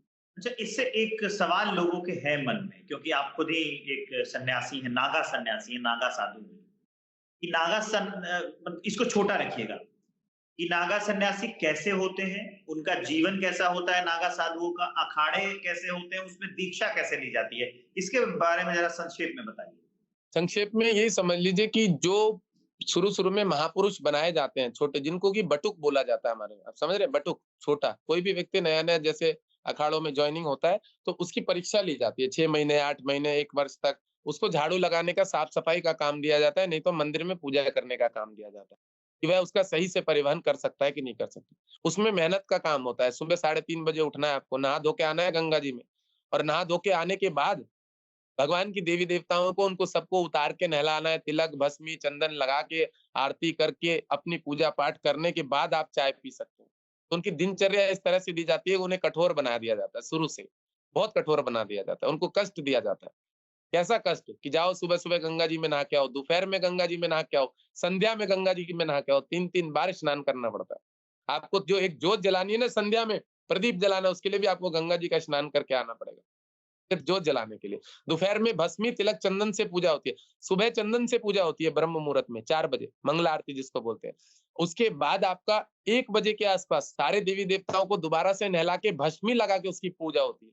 हमारे ये अखाड़ों कौन की परंपरा करते है, हैं जो भस्मी लगा के। ये कौन लोग करते हैं? बटुक लोग करते हैं जो नए आए हैं। हाँ, जो नए व्यक्ति आते हैं, ये अखाड़ों की परंपरा है, उनको वो शिक्षा दी जाती है, कठोर बनाया जाता है, कर्म करना सिखाया जाता है। घर में भले ही आप आलसपन पढ़ रहे थे, आप कितना ही कुछ करके आ रहे थे, आज के समय में लोग कह देते हैं कि साधु बन गया, मेहनती नहीं था, आलसी था, इसलिए जाके साधुओं में रोटी तोड़ने लगा। नहीं, अखाड़ों की परंपरा से जुड़ी है, देखिए कितना कैसे कष्ट होता है, बहुत मेहनत करनी पड़ती है, बड़ी-बड़ी पढ़ाई करने वाले व्यक्ति भी आके वहाँ पे सेवा करने का काम करते हैं, जो कि मैंने खुद ही इस चीज़ का निर्माण किया है, कई साल मेहनत की है। उसके बाद जब वह व्यक्ति 4 वर्ष का लगभग परिपूर्ण हो जाता है और किसी कार्य करने के लायक गुरु के द्वारा देख लिया जाता है कि हाँ, यह व्यक्ति अच्छा है, कर सकता है। इसके अंदर लोभ नहीं है, ये कुछ लेके भागने वालों में से नहीं है। अखाड़ों में सोने-चांदियों की मूर्तियाँ पड़ी रहती है, आपको पता होगा। देखा भी हो आपने, जो दंड लेके चलते हैं महामंडलेश, सब चांदी के होते हैं, सोने के मुकुट हैं अखाड़ों के पास, सोने की मूर्तियाँ हैं। तो कोई लेके ना भाग जाए, या उसके अंदर वो साधुत्व घुसा है कि नहीं घुसा, पक्का बन गया है कि नहीं बन गया, ये सब जानने के लिए उनको शुरू-शुरू में बड़ा मेहनत कराई जाती है। ये उसके आधार बाद जब तो होता नहीं है हाँ, अखाड़ों में। हाँ जी, आधार कार्ड का वेरिफिकेशन तो अखाड़ों में होता नहीं है। सर होता है, क्यों नहीं होता है? होता है? हाँ, क्यों नहीं होता? पूरा होता है, आधार कार्ड का वेरिफिकेशन सब होता है। इस पे मैं आपको बता देता हूँ अभी, मैं इस बात को क्लियर कर दूँ नागा वाली बातों को। जब वो हुँ। 4 वर्ष का पूर्ण हो जाता है, कार्य करने लायक संपूर्ण हो जाता है, तो अगर गुरु का मन करता है तो उसको अखाड़े में ही दीक्षा दे देता है। सोमवार वाले दिन पूरी रुद्राक्ष की माला और भस्मी पहना के उसके लिंग को खींचा जाता है एक नागा के द्वारा, और जोर से खींचा जाता है। आजकल वो परंपरा चली गई, पहले तो नस काट दी जाती थी। वो अच्छा। परंपरा खत्म हो गई है कुछ सालों से, क्योंकि उसमें बहुत सारे लोग कमजोर शरीर के होते हैं, मर भी जाते हैं। नागा बनने के चक्कर में मर गए, पता लग गया उनके माँ-बाप को, जो भाग के आया था, वो केस कर देंगे अखाड़ों पे कि इन्होंने हमारे बेटे का मर्डर कर दिया नागा बनाने के चक्कर में, इनको ये अधिकार किसने दिया? तो ये सब चीज़ें चलती थी। इसके साथ आजकल क्या होता है कि लिंग को खींच के जोर से झटका दिया जाता है और नागा की परंपरा परिपूर्ण कर दी जाती है। नागा तो बनने के बाद वो जाता है, लिंग हाँ टूट जी? जाता है कि रहता है? मतलब नहीं सर, ये लिंग टूटता आप नहीं है, लोग उसको दर्द होता का है। है। लिंग लिंग टूटता नहीं, लिंग की नसों पे झटका पड़ता है। आप कह सकते हैं कि 10 दिन, 15 दिन, 20 दिन बेचारा परेशान हो जाता है। उसको लिंग में काफ़ी दर्द होता है और जानबूझ के किया जाता है, जिससे लिंग की जो नस है वो टूट जाए, नस जो है उस पे झटका पड़े, वो ओवरलोड ना होए कि मतलब खाने-पीने के मांस बाद। वासना ना रहे, इसका क्या उद्देश्य है? सर इसका उद्देश्य यही है कि पहले की जो परंपरा चली आई है, नागा का अर्थ ही समझ रहे हैं ना, जो जो जिसके अंदर वीर रजोगुण शांत हो गया हो, जो इसकी इच्छा कामनाएँ ना हो, वो तो नंग नहीं रहते हैं, वो गलत चीज़ों में नहीं जाते हैं, समझ रहे हैं? नागा जो होता है वो त्याग कर देता है सब चीज़ों का, वो सेक्सुअलिटी चीज़ों का त्याग कर देता है, तो उसको नग्न नागा बनाया जाता है। मतलब ऐसी कोई भावना अंदर बचे ही ना, इसके लिए ये हाँ, करते हैं। इसलिए उसकी नसों को कमज़ोर कर दिया जाता है कि नसों का जब आप सोचिए कि ज़ाहिर-सी बात है नसों के अंदर ही ताकत जा रही है, ब्लड जा रहा है, वहीं से वो सर्कुलेशन जा रहा है। जो ज अग्नि मतलब थोड़ा अग्नत्व दे दे रहा है आपके अंदर, तेज दे रहा है, जोर दे रहा है। तो अगर वो कमजोर हो जाएगा तो फिर आपके जो है ना वो उस चीज की इच्छा ही नहीं जाने की। इंद्रियों से ही तो बॉडी में, मन में वो ये विचार पैदा होते हैं ना। इंद्रिया, जब हम भोजन कहते हैं, खाने से अन्न बनता है, अन्न से मन बनता है, मन जो है वो हमने जो भोजन किया है वो इंद्रियों पे इफेक्ट करता है, समझ रहे हैं? तो इसलिए उनकी नसों को इस तरह से खींचने के बाद उसको उस दिन सन्यास की परंपरा में दिगंबर का नाम मिल जाता है। जैसे मैंने आपको बता दिया कि मेरे नाम के पीछे दिगंबर लग चुका है। मेरे जो अखाड़ों के आई कार्ड है उसमें मैं दिगंबर लगा सकता हूँ, क्योंकि मैं बन चुका। अब उन लोगों के पास ये रहता है कि अब मुझे आज ध्वजा पकड़वानी है, तो ध्वजा नागा के बगैर नहीं छू सकता कोई। हमारी जो मूर्तियां हैं बढ़िया, उनको बिना नागा कोई नहीं छू सकता, बट्टुक नहीं छू सकता, उसके पास इतना अधिकार नहीं है। मुझे अगर आचार्य महामंडलेश्वर के साथ बैठना है तो एक दिगंबर नागा सन्यासी है, उनके साथ बैठ सकता है, क्योंकि उसने पूरी भस्मी लगा के, शिव संस्कार बोला जाता है इसको, शिव संस्कार, कि भगवान शिव के समान हो जाना। कहते हैं ना, हमने तो बोलते हैं शिवम शिवम, 2 दिन का बच्चा सन्यास ले लिया वो थोड़ी शिवम हो जाएगा सर, वो थोड़ी सत्यचित आनंद हो जाएगा, वो थोड़ी परमात्मा को जान लेगा, उसे तो समय देना पड़ेगा ना। तो जो नागा होगा ना, वो टाइम देता है, वो परिपक्व हो जाता है, उसको एक दायित्व दे दिया जाता है कि आप वाली धुनी संभालो आपके गुरु की। आप जिसकी मणि से आपके गुरु 100 वर्षों से धुनी जागरूक है, चेतन है, जाओ वहां पे बैठो, लोगों का भला करो। तो वो धुनी का पाउडर आपने देखा होगा बहुत जगह नागा लोग दे देते हैं, जाओ आपकी गऊ बीमार है इसको खिला देना, ठीक हो जाएगा। आपकी बच्ची को बुखार है वो ठीक हो जाएगा। वो धुनी सिद्ध करी होती है मंत्रों के द्वारा। ये नागा का काम होता है।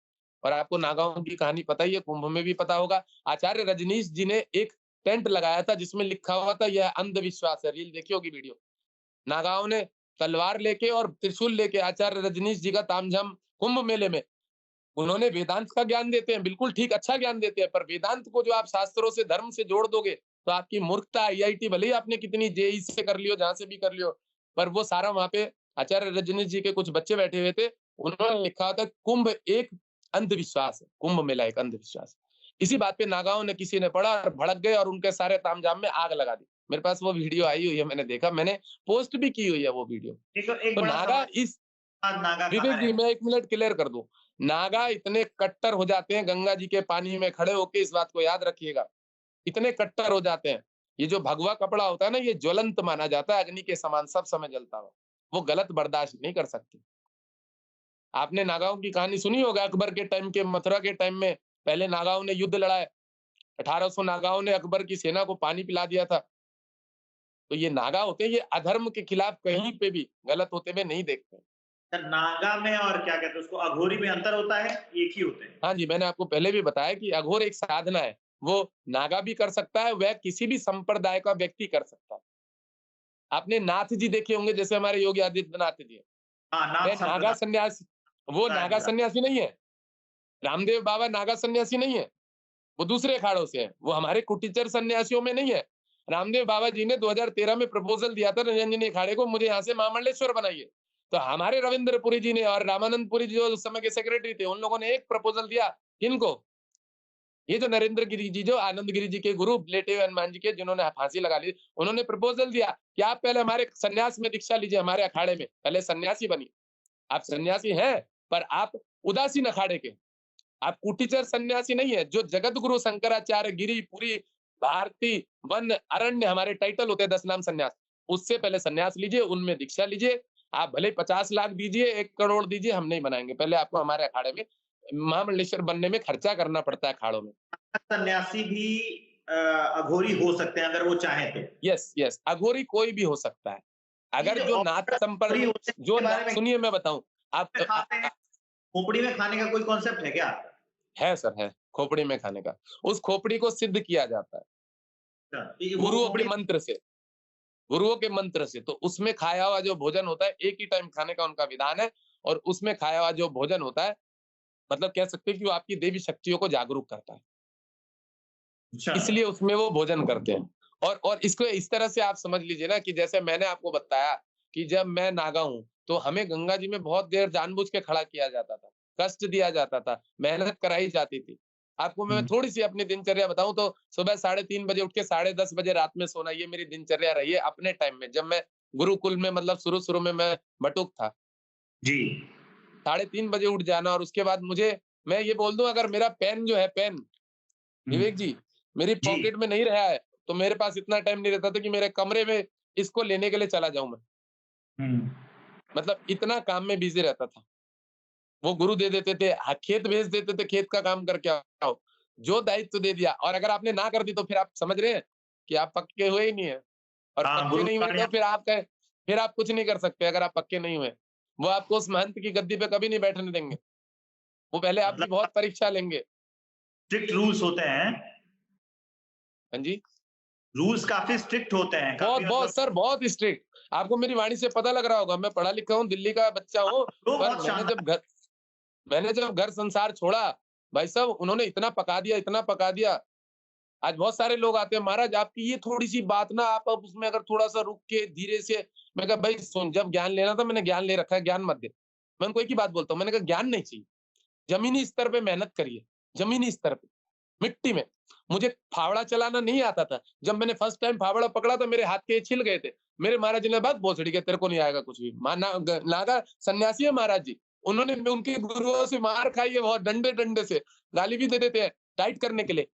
इस साले को आज गाली दूँगा तो कल खाने की ज़रूरत नहीं पड़ेगी, ऐसा बना दूँगा। गुरुओं का आशीर्वाद है, रोज़ ज्योतिष के काम से, अपॉइंटमेंट के नाम से भगवान की कृपा से बहुत अच्छा पैसा आ रहा है। क्योंकि धर्म के पथ पे हूँ, 2 नंबर का काम नहीं करता हूँ। आज तक कोई कह नहीं सकता तंत्र मंत्र के नाम से किसी के 10 रुपए लियो, नहीं आता भाई, नहीं सीखा है। और अगर जिस दिन सीखूँगा, कहता हूँ मैं खुला उनसे, मैं सबसे पहले नीता अंबानी को कर लूँगा वशीकरण, आज जिस दिन सीख लूँगा, उनसे पैसे ले लूँगा बहुत सारे। मैं उनको यही बोल दो, मैंने कहा चल रही है मेरी पढ़ाई चल रही है, जिस दिन सीख लूँगा उस दिन नीता अंबानी को वशीकरण करूँगा। उनसे अंबानी बोलूँगा का लाओ मुझे 500 करोड़ दो। मुकेश अंबानी क्यों नहीं? क्यों वो क्या मतलब मेरा ये सवाल है कि महिला को ही क्यों करें? पुरुषों को भी तो कर सकते हैं। अरे मैं इसको मज़ाक के वे में ले रहा हूँ, कोई किसी को वशीकरण कर कैसे सकता है, ये सोचने वाली बात है। वो भगवान नारायण की उपासना करती है, देखा कितना अच्छा नृत्य करती है। नाथ जी द्वारा, जो भगवान राजस्थान के नाथ जी द्वारा, वो उनके गुरु उनको मानती है। और जगत भगवान नारायण तो नरो अयनम, जो नर का पालन पोषण कर रहे हैं, उनको कोई नहीं वशीकरण कर सकता। ये तो मूर्खता वाली बात है। मैं उन लोगों को ये चीज बताता हूँ कि भाई जो वशीकरण जानेगा, वो बहुत अच्छे व्यक्ति को वशीकरण कर लेगा, माने जानी हस्तियों को वशीकरण कर लेगा, किसी एक्टर को वशीकरण कर लेगा। वो तेरी एक छोटी सी गर्लफ्रेंड पता नहीं कौन सी जाति की है, किस अड़ोसी पड़ोसी की है, हो सकता है तेरे रिश्तेदार की हो, कोई मोमडन लड़के भी, उनके तो माँ बहनों में भी चल जाता है, रिलेशन में भी चलता है। तो क्या है क्या नहीं है, उसको लेके अगर मैं झूठ बोलूं, उसका पाप का पैसा खाऊं, मेरी बुद्धि नहीं भ्रष्ट हो जाएगी सर? पाप लेना तो खाना तो पचता नहीं है ना। ये भी तो हमारे गुरुओं ने सिखाया कि आप पाप का खा के पचा नहीं सकते हो। मैंने तो शास्त्र पढ़े, वेद व्यास जी ने किताबों में हाथ खड़े-खड़े कर करके हर उपपुराण में लास्ट में बोला ऐसे कि मान जाओ, सुधर जाओ, कलयुग आने वाला है, तुम्हारा विनाश निश्चित है, अधर्म मत करना। हर किताब के पुराण के लास्ट में लिखा हुआ है कि वेद व्यास जी ने ये पुनः सौनक और सनक आदि का वर्णन है किताबों में, उन्होंने किताबों को, पुराणों को रचा है, बोला है। वेद व्यास जी के कथन है, बट उन्होंने उस बात को लिखा है। सौनक और सनक ऋषि आदियों को ये पुरानी किताबें सुनाई गई हैं, पढ़ाई गई हैं। भगवान शिव महापुराण को वेद व्यास जी के जो पुत्र थे वो सुना रहे थे। तो सब में ये वेद व्यास जी ने बोला, क्योंकि वो तो दिव्य दृष्टा थे, उनको तो आगे का कलयुग दिख रहा था, तो उन्होंने इस बात को बोल दिया कि कलयुग के मनुष्यों मान जाना, सुधर जाना, 2 नंबर का मत खाना, नहीं रहता है, पचता नहीं है, टिकेगा ही नहीं। और धर्म के पथ पे चलोगे, किसी की सहायता करोगे तो उसका हजार-हजार गुना तुमको रिटर्न मिल जाएगा, हजार-हजार गुना रिटर्न मिल जाएगा। हर पुराण के लास्ट में कथन लिखा गया, और ये किसी किताबों में पर्सनली नहीं छाप दिया है, ये उन्होंने बोला हुआ है शास्त्रों में। 2025 कैसा रहने वाला है आपकी बार ज़रा बताइए? 2025 कैसा रहने वाला है? सर भारत देश की उन्नति के लिए बहुत अच्छा रहने वाला है। 2 चीज़ों में मैं बोल सकता हूँ, एक इकोनॉमी चीज़ों में, और वर्ल्ड के स्तर पे नाम करने में देश, भारत का बड़ा अच्छा होने वाला है, इस समय में। मैं एक अपने देश के बारे में बोल सकता हूँ कि 2025 बड़ा अच्छे जाने वाला है। और हाँ, करेंसी के मामले में भारत शायद 5वें या चौथे नंबर पे है, करेंसी के मामले में। भारत मेरे हिसाब से 5वें जा रही है इकोनॉमी के न तो रुपया तो अभी लगातार उस उसकी रैंकिंग बढ़ेगी, एक रैंकिंग इसी साल में बढ़ेगी, मैं ये बोल सकता हूँ ज्योतिष के उससे, कि भारत की मान्यता और भारत का जो कह सकते हैं अपना वर्चस्व। के स्तर पे बड़े ज्योतिषी प्रेडिक्शन कर रहे हैं कि बड़ी राजनीतिक हलचल होगी। अ, सर देश देखिए एक्चुअल में एक बात बताइए, मैं भी ज्योतिष कर रहा हूँ, बहुत सालों से कर रहा हूँ। मैं होरा पे प्रेडिक्शन करता हूँ प्रत्येक पर्सनली एक व्यक्ति के। ये जो लोग अपना ज्ञान दिखा रहे हैं, आपको अगर ज्ञान है ही तो आप लोगों का भला करो ना, आपको उनसे क्या लेना देना है? कोई राजनीति के लोग आप बता के क्या प्राप्त कर लोगे? आप लोगों का भला करो, लोगों की सेवा करो। लोग आपको फीस दे रहे हैं, ऐसा नहीं है कि आप राजनीतिक के ऊपर ही वो बनाओगे, वीडियोस बनाओगे, तो आपका एक नाम हो जाएगा कि इन्होंने बोला था ऐसा हो गया। समझ रहे हैं आप? आप सेवा करिए ना उसको। समाज की सेवा करिए, जो आपके आसपास के लोग हैं वहां की सेवा करिए। मैंने थोड़ी देर पहले बोला कि हर व्यक्ति अपने आसपास के माहौल को अगर 100 व्यक्तियों को भी पकड़ ले तो वो तो बहुत बढ़िया कर लेगा, पूरा समाज अच्छा हो जाएगा। एक एक नागा बाबा, अगर लाखों नागा बाबा है हमारी जनसंख्या से जोड़ दीजिए, अगर 100 व्यक्तियों का भी भला करने लग जाए, या जो भी सन्यासी है, जो भी मठ मंदिर के पुजारी हैं, ब्राह्मण तो सभी लगा लेते हैं अपने नामों के आगे। ब्राह्मणों का कर्म भी तो उनको सोचना चाहिए कि हमारा क्या कर्म है। तो तो ये नागा प्रेडिक्शन क्यों तो करनी, ये क्या प्रेडिक्शन क्यों करनी राजनीतिक के क्षेत्र की कि अरविंद केजरीवाल के ये होगा, उसके ये होगा। प्रेडिक्शन करिए, समाज का भला करिए, अच्छा काम करिए, लोगों की कुंडली देख के भला करिए। किसी के पास खाने के पैसे नहीं है, कोई जहर खाना चाह रहा है, उन लोगों का भला करिए। आस-पास में एक बैनर छपवा दीजिए कि कोई भी परेशान व्यक्ति है, वह मेरे पास आए, अपनी इच्छा अनुसार कुछ भी देके जाए। मैं भले एक दिन बैठता हूँ उनकी सेवा करने के लिए। तो ऐसा भी तो जी। काम कर सकते हैं। ये 3-13 वाली पब्लिसिटी सर, ना 3 में ना 13 में। ऐसे हुँ। लोगों के लिए शास्त्र में रामचरितमानस में एक बात बोली गई है कि निर्मल मन जन सोहि मोहि पावा, मोहि कपट छल छिद्र ना भावा। भगवान को तो प्राप्त वो होता है जो 3-13 से परे होता है। हमारा तो मन नहीं जाता रील बनाने के लिए। मोदी जी के ऊपर वक्तव्य बोले, राहुल गांधी के वक्तव्य, समय ही नहीं है, काम से फुर्सत नहीं है। समझ रहे हैं आप? कितनी कॉल आई हुई है लोगों की, मैंने इस नंबर से इस पे वो कर दिया, ट्रांसफर कर दिया, क्या बोलते हैं उसको, बहुत सारी मिस कॉलें आई हुई हैं। मैं तो नहीं पे काम के पीछे, पैसे के पीछे पागल हुआ जा रहा हूँ। परमात्मा दे रहा है, दे रहा है, अपना खर्चा चला देगा, क्या जरूरत है? भाई ये भी तो एक काम है ना। तो मनुष्य की सोच पैसे की प्रति भाग रही है, वो ज्यादा दिखावा करता है, इस बात को याद रखिए आप। तो एक बार मैं अपने दर्शकों को एक बार फिर से बता दूं कि हमारे साथ जो जुड़े हैं ये राजू भारती महाराज जी हैं। ये नागा साधु, नागा सन्यासी हैं, ज्योतिष जानते हैं और अपनी विद्या से परमार्थ का काम कर रहे हैं, लोगों को बताते हैं। इवन कि आप चाहें तो इनके सोशल मीडिया अकाउंट पर जाइए, इनसे जुड़िए। ये एक एक छोटी सी जानकारी आपको देना चाहूंगा गर्लफ्रेंड बॉयफ्रेंड वाले मैटरों के लिए, और अच्छा, हर एक इंसान के लिए थोड़ा सा 2-3-4 मिनट लगेंगे, बहुत बढ़िया कहानी है। बिल्कुल, एक बिल्कुल। राजा होता है और एक उसकी रानी होती है। हुँ, रानी जो होती है वो थोड़ी ढीठ टाइप की होती है। एक बार क्या होता है, रानी अपने चबूतरे में खड़ी होती है महल में, तो कोई हुँ, पक्षी होता है, पक्षी वो हुँ, उसके ऊपर लैट्रिन करके चले जाता है। पक्षी पक्षी को नहीं पता कि रानी में वो हवा के वेग से उड़ के वो लैट्रिन जो विस्टा है उसके ऊपर पड़ जाएगी। रानी बड़ा गुस्सा हो जाती है, रानी राजा को कहती है, वो रानी गुस्सा हो जाती है और अपने जो उसकी वो होती हैं कन्याएं, लड़कियां जो जिनके जो दासी होती है, उनको बोलती है कि राजा को बोल देना मुझे भोजन नहीं करना है। वो अपने कोप भवन में चले जाती है, उस समय में जो कोप भवन होता है, परेशान। हुँ, तो होता राजा था। है उसको पूछता है शाम को कि भाई रानी को क्या हुआ, वो क्यों नाराज है, वो दिखी नहीं है सुबह से। तो बोले ऐसे ऐसे हुआ कि किसी पक्षी ने जो है उसके ऊपर विष्ठा कर दी, तो वो नाराज है। तो कहता है ऐसा ऐसी बात है। तो राजा के पास तो बहुत काम होता है, तो राजा उसके पास जाता है, पूछता है भाई क्या हुआ, तो बोलती है ऐसे ऐसे आप पक्षियों को दंड दो। तो राजा बोलता है ये भी कोई तर्क हुआ कि पक्षियों को दंड दूं, कैसी बात कर रही है, किसी ने जानबूझ के थोड़ी विष्ठा करी होगी। भाई ऊपर से अगर कर दिया उसने, उनका काम ही होता है, तो हवा में ही विष्ठा करते हैं, लेटरिन करते हैं, तो कर दिया तो पड़ गई, तो कोई बात नहीं, धो ले जाके, इत्र लगा, साबुन लगा, इसमें क्या है कि उनको दंड। तो कहती है नहीं। तो कहती है तुम उसको दंड दो उनको पक्षियों। तो उस समय में क्या था कि एक नियम था कि किसी भी जीव जंतु प्राणियों को राजा इतने धर्मात्मा होते थे कि बुलाते थे तो वो आ जाते थे। तो जब वो देखता है कि अगले दिन भी रानी नहीं आई दोपहर के भोजन में, तो वो कहता है चलो, वो अपने मंत्री को सेनापति को ऑर्डर देता है कि बाण मार के लाल कपड़े में बांध के सारे पक्षियों को बुलाओ, आग लगा के। तो वो उसमें एक तीर में बाण बांध कर पक्षियों को बुलाते हैं, सब सारे पक्षी आ जाते हैं। सारे अच्छा, पक्षी जब आ जाते हैं, तो उनसे बोला जाता है कि भाई सब आ गए? राजा बोलता है। तो बोलते हैं नहीं हमारा राजा नहीं है। तो उनका एक राजा होता है पक्षियों का, उसका नाम होता है टिटरी। तो अच्छा। बोलता है वो नहीं आया। तो बोलता है वो तुम्हारा राजा कहाँ गया? बोला राजा जो है भई हमारा राजा है। अब जाता है तो हमें बोल के थोड़ी जाता है कहाँ गया? ऐसा? तो बोलता है एक काम करो इनको बैठाओ यहीं पे, मतलब यहीं पे रखो पिंजरे में, बाहर मत जाने देना। तो उसको पिंजरे में बंद कर दिया जाता है सारे पक्षियों को। चलो राजा कब आएगा पता नहीं थी कब आएगा। खिलाओ-पिलाओ भई आपने अगर पकड़ रखा है तो खिलाते हैं, पिलाते हैं, पानी अन्न उनके लिए अनाज डाला जाता है पक्षियों के लिए। अगले दिन सुबह मॉर्निंग में राजा का राजसभा लगती है, उधर से टिटरी भी आ जाता है, जो राजा होता है पक्षियों का। टिटरी आ जाता है। तो अब टिटरी आ जाता है राज्यसभा में उड़ के, महल के माध्यम से ऊपर से चबूतरे से। तो टिटरी को राजा के द्वारा पूछा जाता है कि भई आप कहाँ गए? तो बोले मैं यूनान गया था। तो राजा हच्चे में हो जाता है, यूनान क्या करने गए थे? यूनान तो हमसे भी बहुत बड़ा देश है, माना जाना देश है। आप यूनान क्या करने के लिए गए थे? ये टिटरी कहता मैं यूनान गया था। तो बोला भाई तुझे वहाँ के राजा ने क्यों बुलाया था? वहाँ का राजा बहुत बड़ा है, वहाँ की प्रजा भी बहुत बढ़िया। ये राजा थोड़ा टेंशन में। तो क्या उस राजा का एक प्रश्न था। तो क्या राजा का प्रश्न था जो तुझे बुलाया था? भाई हमारे देश का तू टिटरिया तुझे क्यों बुलाया था? बोले वहाँ के लोगों में एक मैटर चल रहा था कि संसार में पुरुष से ज्यादा स्त्री ज्यादा है, इसी यही पूछ। तो बोले ये कैसे पता लगेगा संसार में ऐसी कौन सी जनगणना मशीन अदालत ऐसा कौन सा हिसाब किताब है जो तूने बताया? तो बोले क्या बोला तूने? राजा की जिज्ञासा उठ गई कि भाई टिटरी तूने क्या बोला? वो राजा वो मैटर भूल गया कि मेरी पत्नी ने क्या बोला। राजा तो टेंशन में कि ये तो यूनान घूम के आ रहा है और वहां के राजा से इसकी बातचीत है, इसका मतलब भाई आदमी जोरदार है, इसकी पक्षियों को दंड देने से पहले तो सोचना पड़े। उसने पूछा बताओ क्या है? तो टिटरी कहता है कि मैंने बोल दिया कि स्त्री ज्यादा है। तो आपने किस आधार पे बोला? राजा पूछता है आपने ये किस आधार पे बोला कि स्त्री ज्यादा? तो टिटरी बोल देता है कि जो इस संसार में स्त्रियों के कहने से चलता है वो पुरुष नहीं होता है, वो स्त्री होता है। अब राजा टेंशन में कि अभी मैं मैटर अगर खोल दूं, राजा टेंशन में कि मैं अभी मैटर खोल दूं कि मेरी पत्नी ने मुझे बोला कि लेटरिन कर दी, ये तो कोई मैटर नहीं है, विषय नहीं है। समझ रहे हैं आप विवेक जी? हम्म, समझ रहा हूँ, आवाज आ रही है। समझ में आया आपको? हाँ, आपको समझ में आ गया होगा मैटर।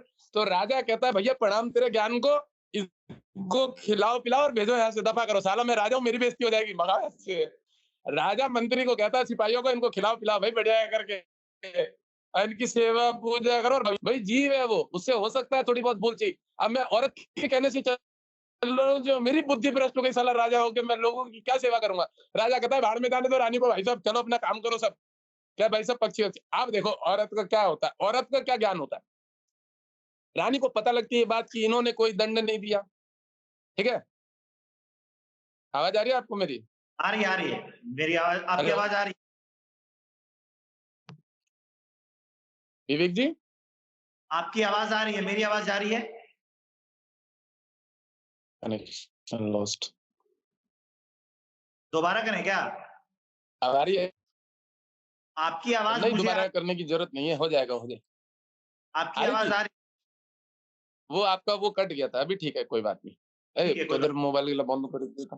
तो वो राजा रानी को जब ये बात पता लगती है तो रानी उस दिन तो भोजन कर लेती है, उससे बहुत भूख लगी होती है, रात 2 दिन हो गए होते हैं, तो बेचारी रानी दोबारा यही नाटक करती है, नेक्स्ट डे अपने कोप भवन में राजा से रुष्ट हो जाती है। फिर से। तो ये मैटर 1-2 दिन और चलता है। तो राजा कहता है इस बार देखिए, आपने देखा होगा घर-घर की ये कहानी है कि हुँ, स्त्री को अगर पुरुष समझा देता है पर स्त्री अपनी बात पे दोबारा टिक रहती है, मुझे चाहिए तो चाहिए, मुझे करना है तो करना है। ये हर हर हुँ, घर गृहस्थी का मैटर है, इसलिए समझा रहा हूँ, ये कहानी आपको इसलिए बताई जा रही है। ठीक है? इस बार क्या होता है, रानी 2 दिन और नाराज़, तीसरे दिन भी नाराज़, वो अपने को भवन में उसका शरीर काफ़ी दुर्बल हो जाता है। अच्छा। राजा कहता है यार चलो यार, उसकी बुद्धि दोबारा इस तरह से हो जाती है कि चलो एक बार पक्षियों को बुला के छोटा-मोटा दंड दे ही दिया जाएगा। अब दोबारा बुलाता है पक्षियों को। पक्षियों को बुलाता है, शाम का संध्या टाइम होता है, सारे पक्षी आ जाते हैं। इस बार भी टिटरी गायब। समझ रहे हैं? टिटरी इस बार भी गायब। तो बोले भाई टिटरी कहाँ है तुम्हारा राजा? बोले वो बाहर गया, हमें नहीं पता, हमें नहीं बता के गया। और तुम्हें बता के नहीं गया? ओ यार इनको खिलाओ-पिलाओ, बैठा उनको, कब आएगा? बोले हमें क्या पता, राजा आदमी है भाई, हमसे थोड़ी बोल के जाता है कि कब आऊँगा, नहीं आऊँगा, घूमता है अपनी मर्ज़ी से। ठीक है जी भाई साहब, वो समझ जाता है राजा कोई मैटर होगा। अब टिटरी ठीक अगले दिन सुबह सवा के टाइम में, सवा 9 बजे के आस-पास, 9 बजे के आस-पास समझ लीजिए मॉर्निंग में पहुँच जाता है। पहुँच जाता है टिटरी, तो टिटरी से पूछा जाता है राजा के द्वारा कि भाई टिटरी तुम कल कहाँ गए थे? तुम्हें तो यहाँ देखा ही नहीं, और देखो इनको हमने बंदी बना रखा है। तो टिटरी थोड़ा गुस्से में पूछता है कि आपने इनको बंदी तो बनाया ठीक है, क्या काम है बताइए? मैं तो कहीं गया था, आप कहाँ गए थे ये बताओ? तो बोले मैं मिस्र गया था। मिस्र उससे भी बड़ा देश, यूनान से भी बड़ा देश।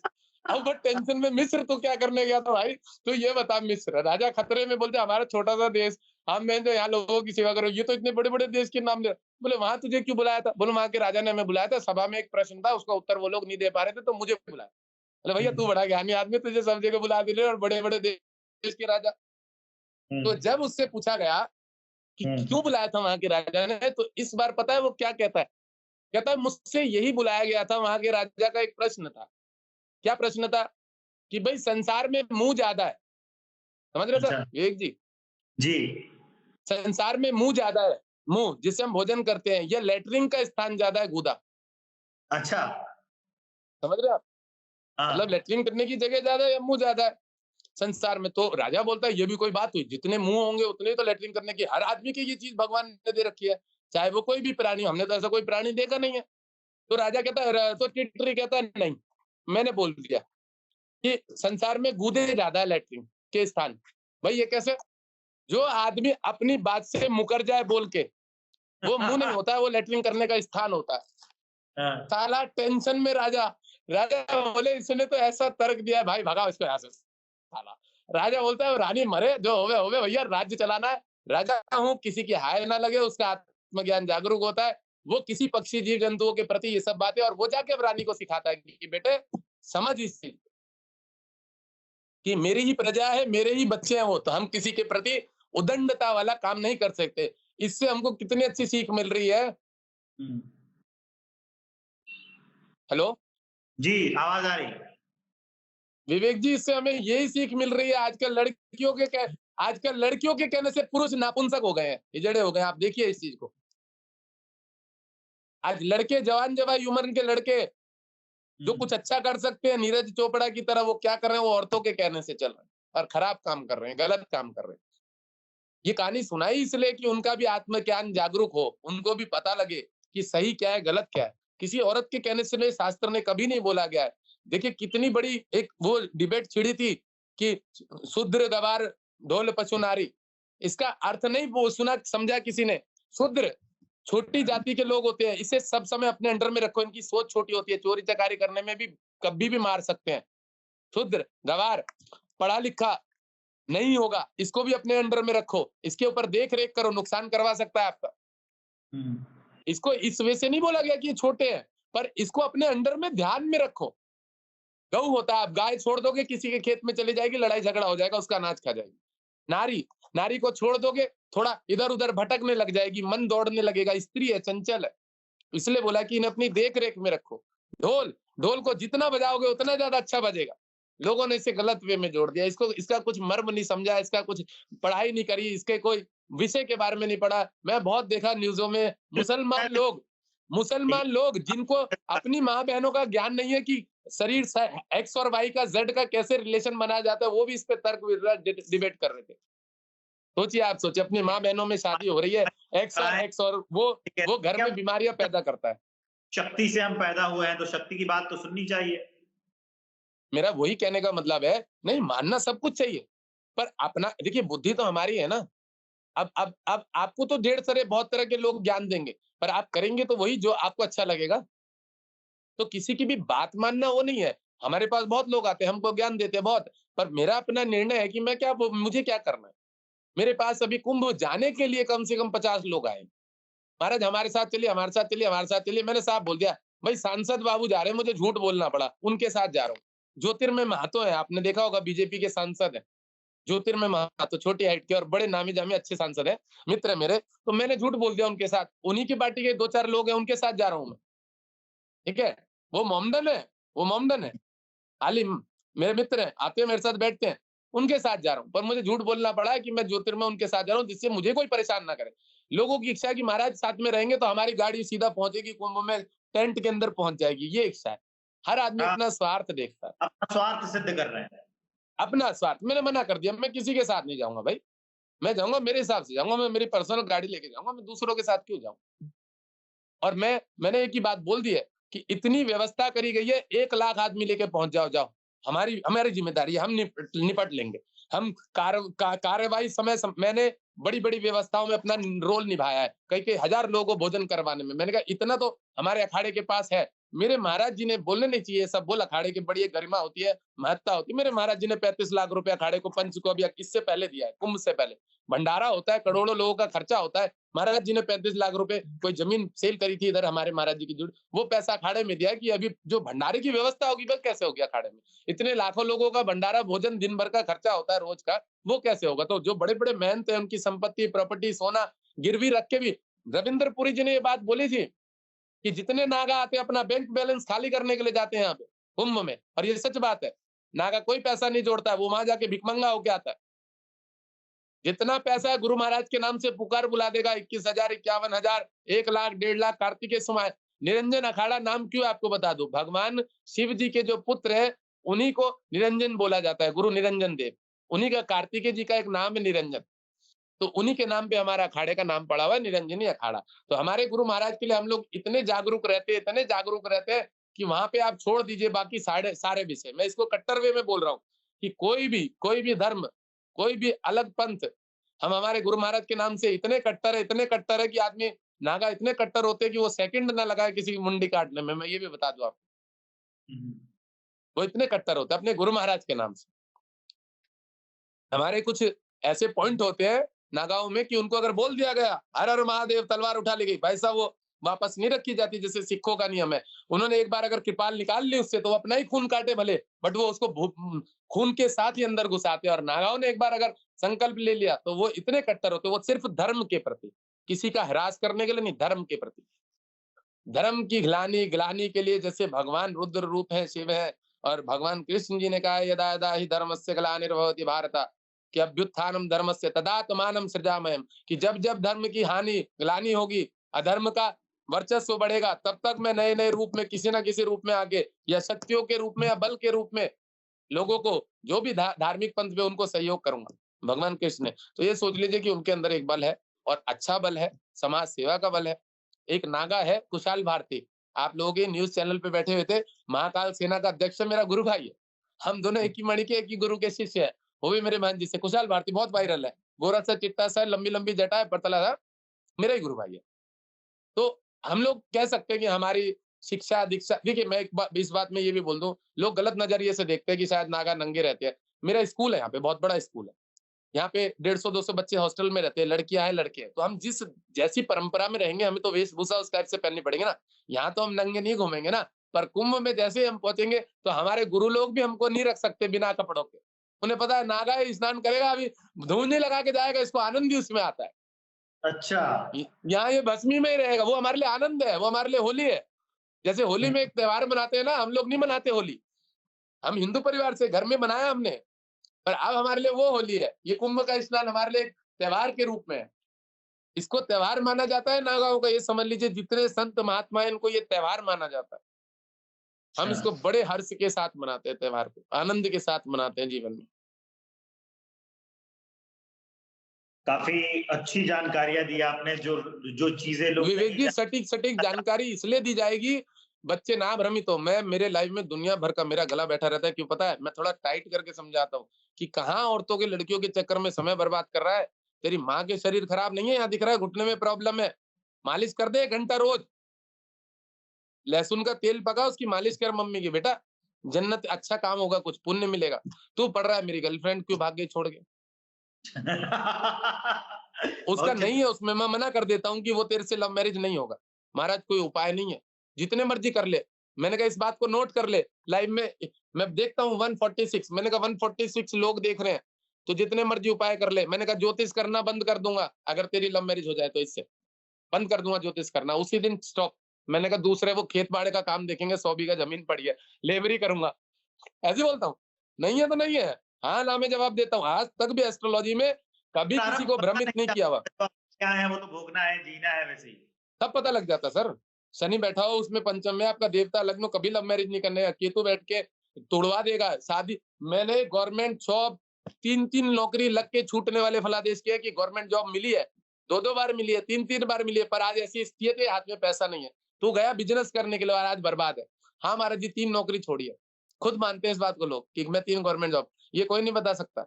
मैं ये भी बोल दूं, मैं योग बल से थोड़ा साधना करता हूँ भगवान की। मेरे महादेव को मैंने मेरे सामने ही बिठा रखा, मैंने कहा थोड़ा बल देते रहा करो, मैं काम अच्छा कर रहा हूँ तो मुझे पावर देते रहते हैं।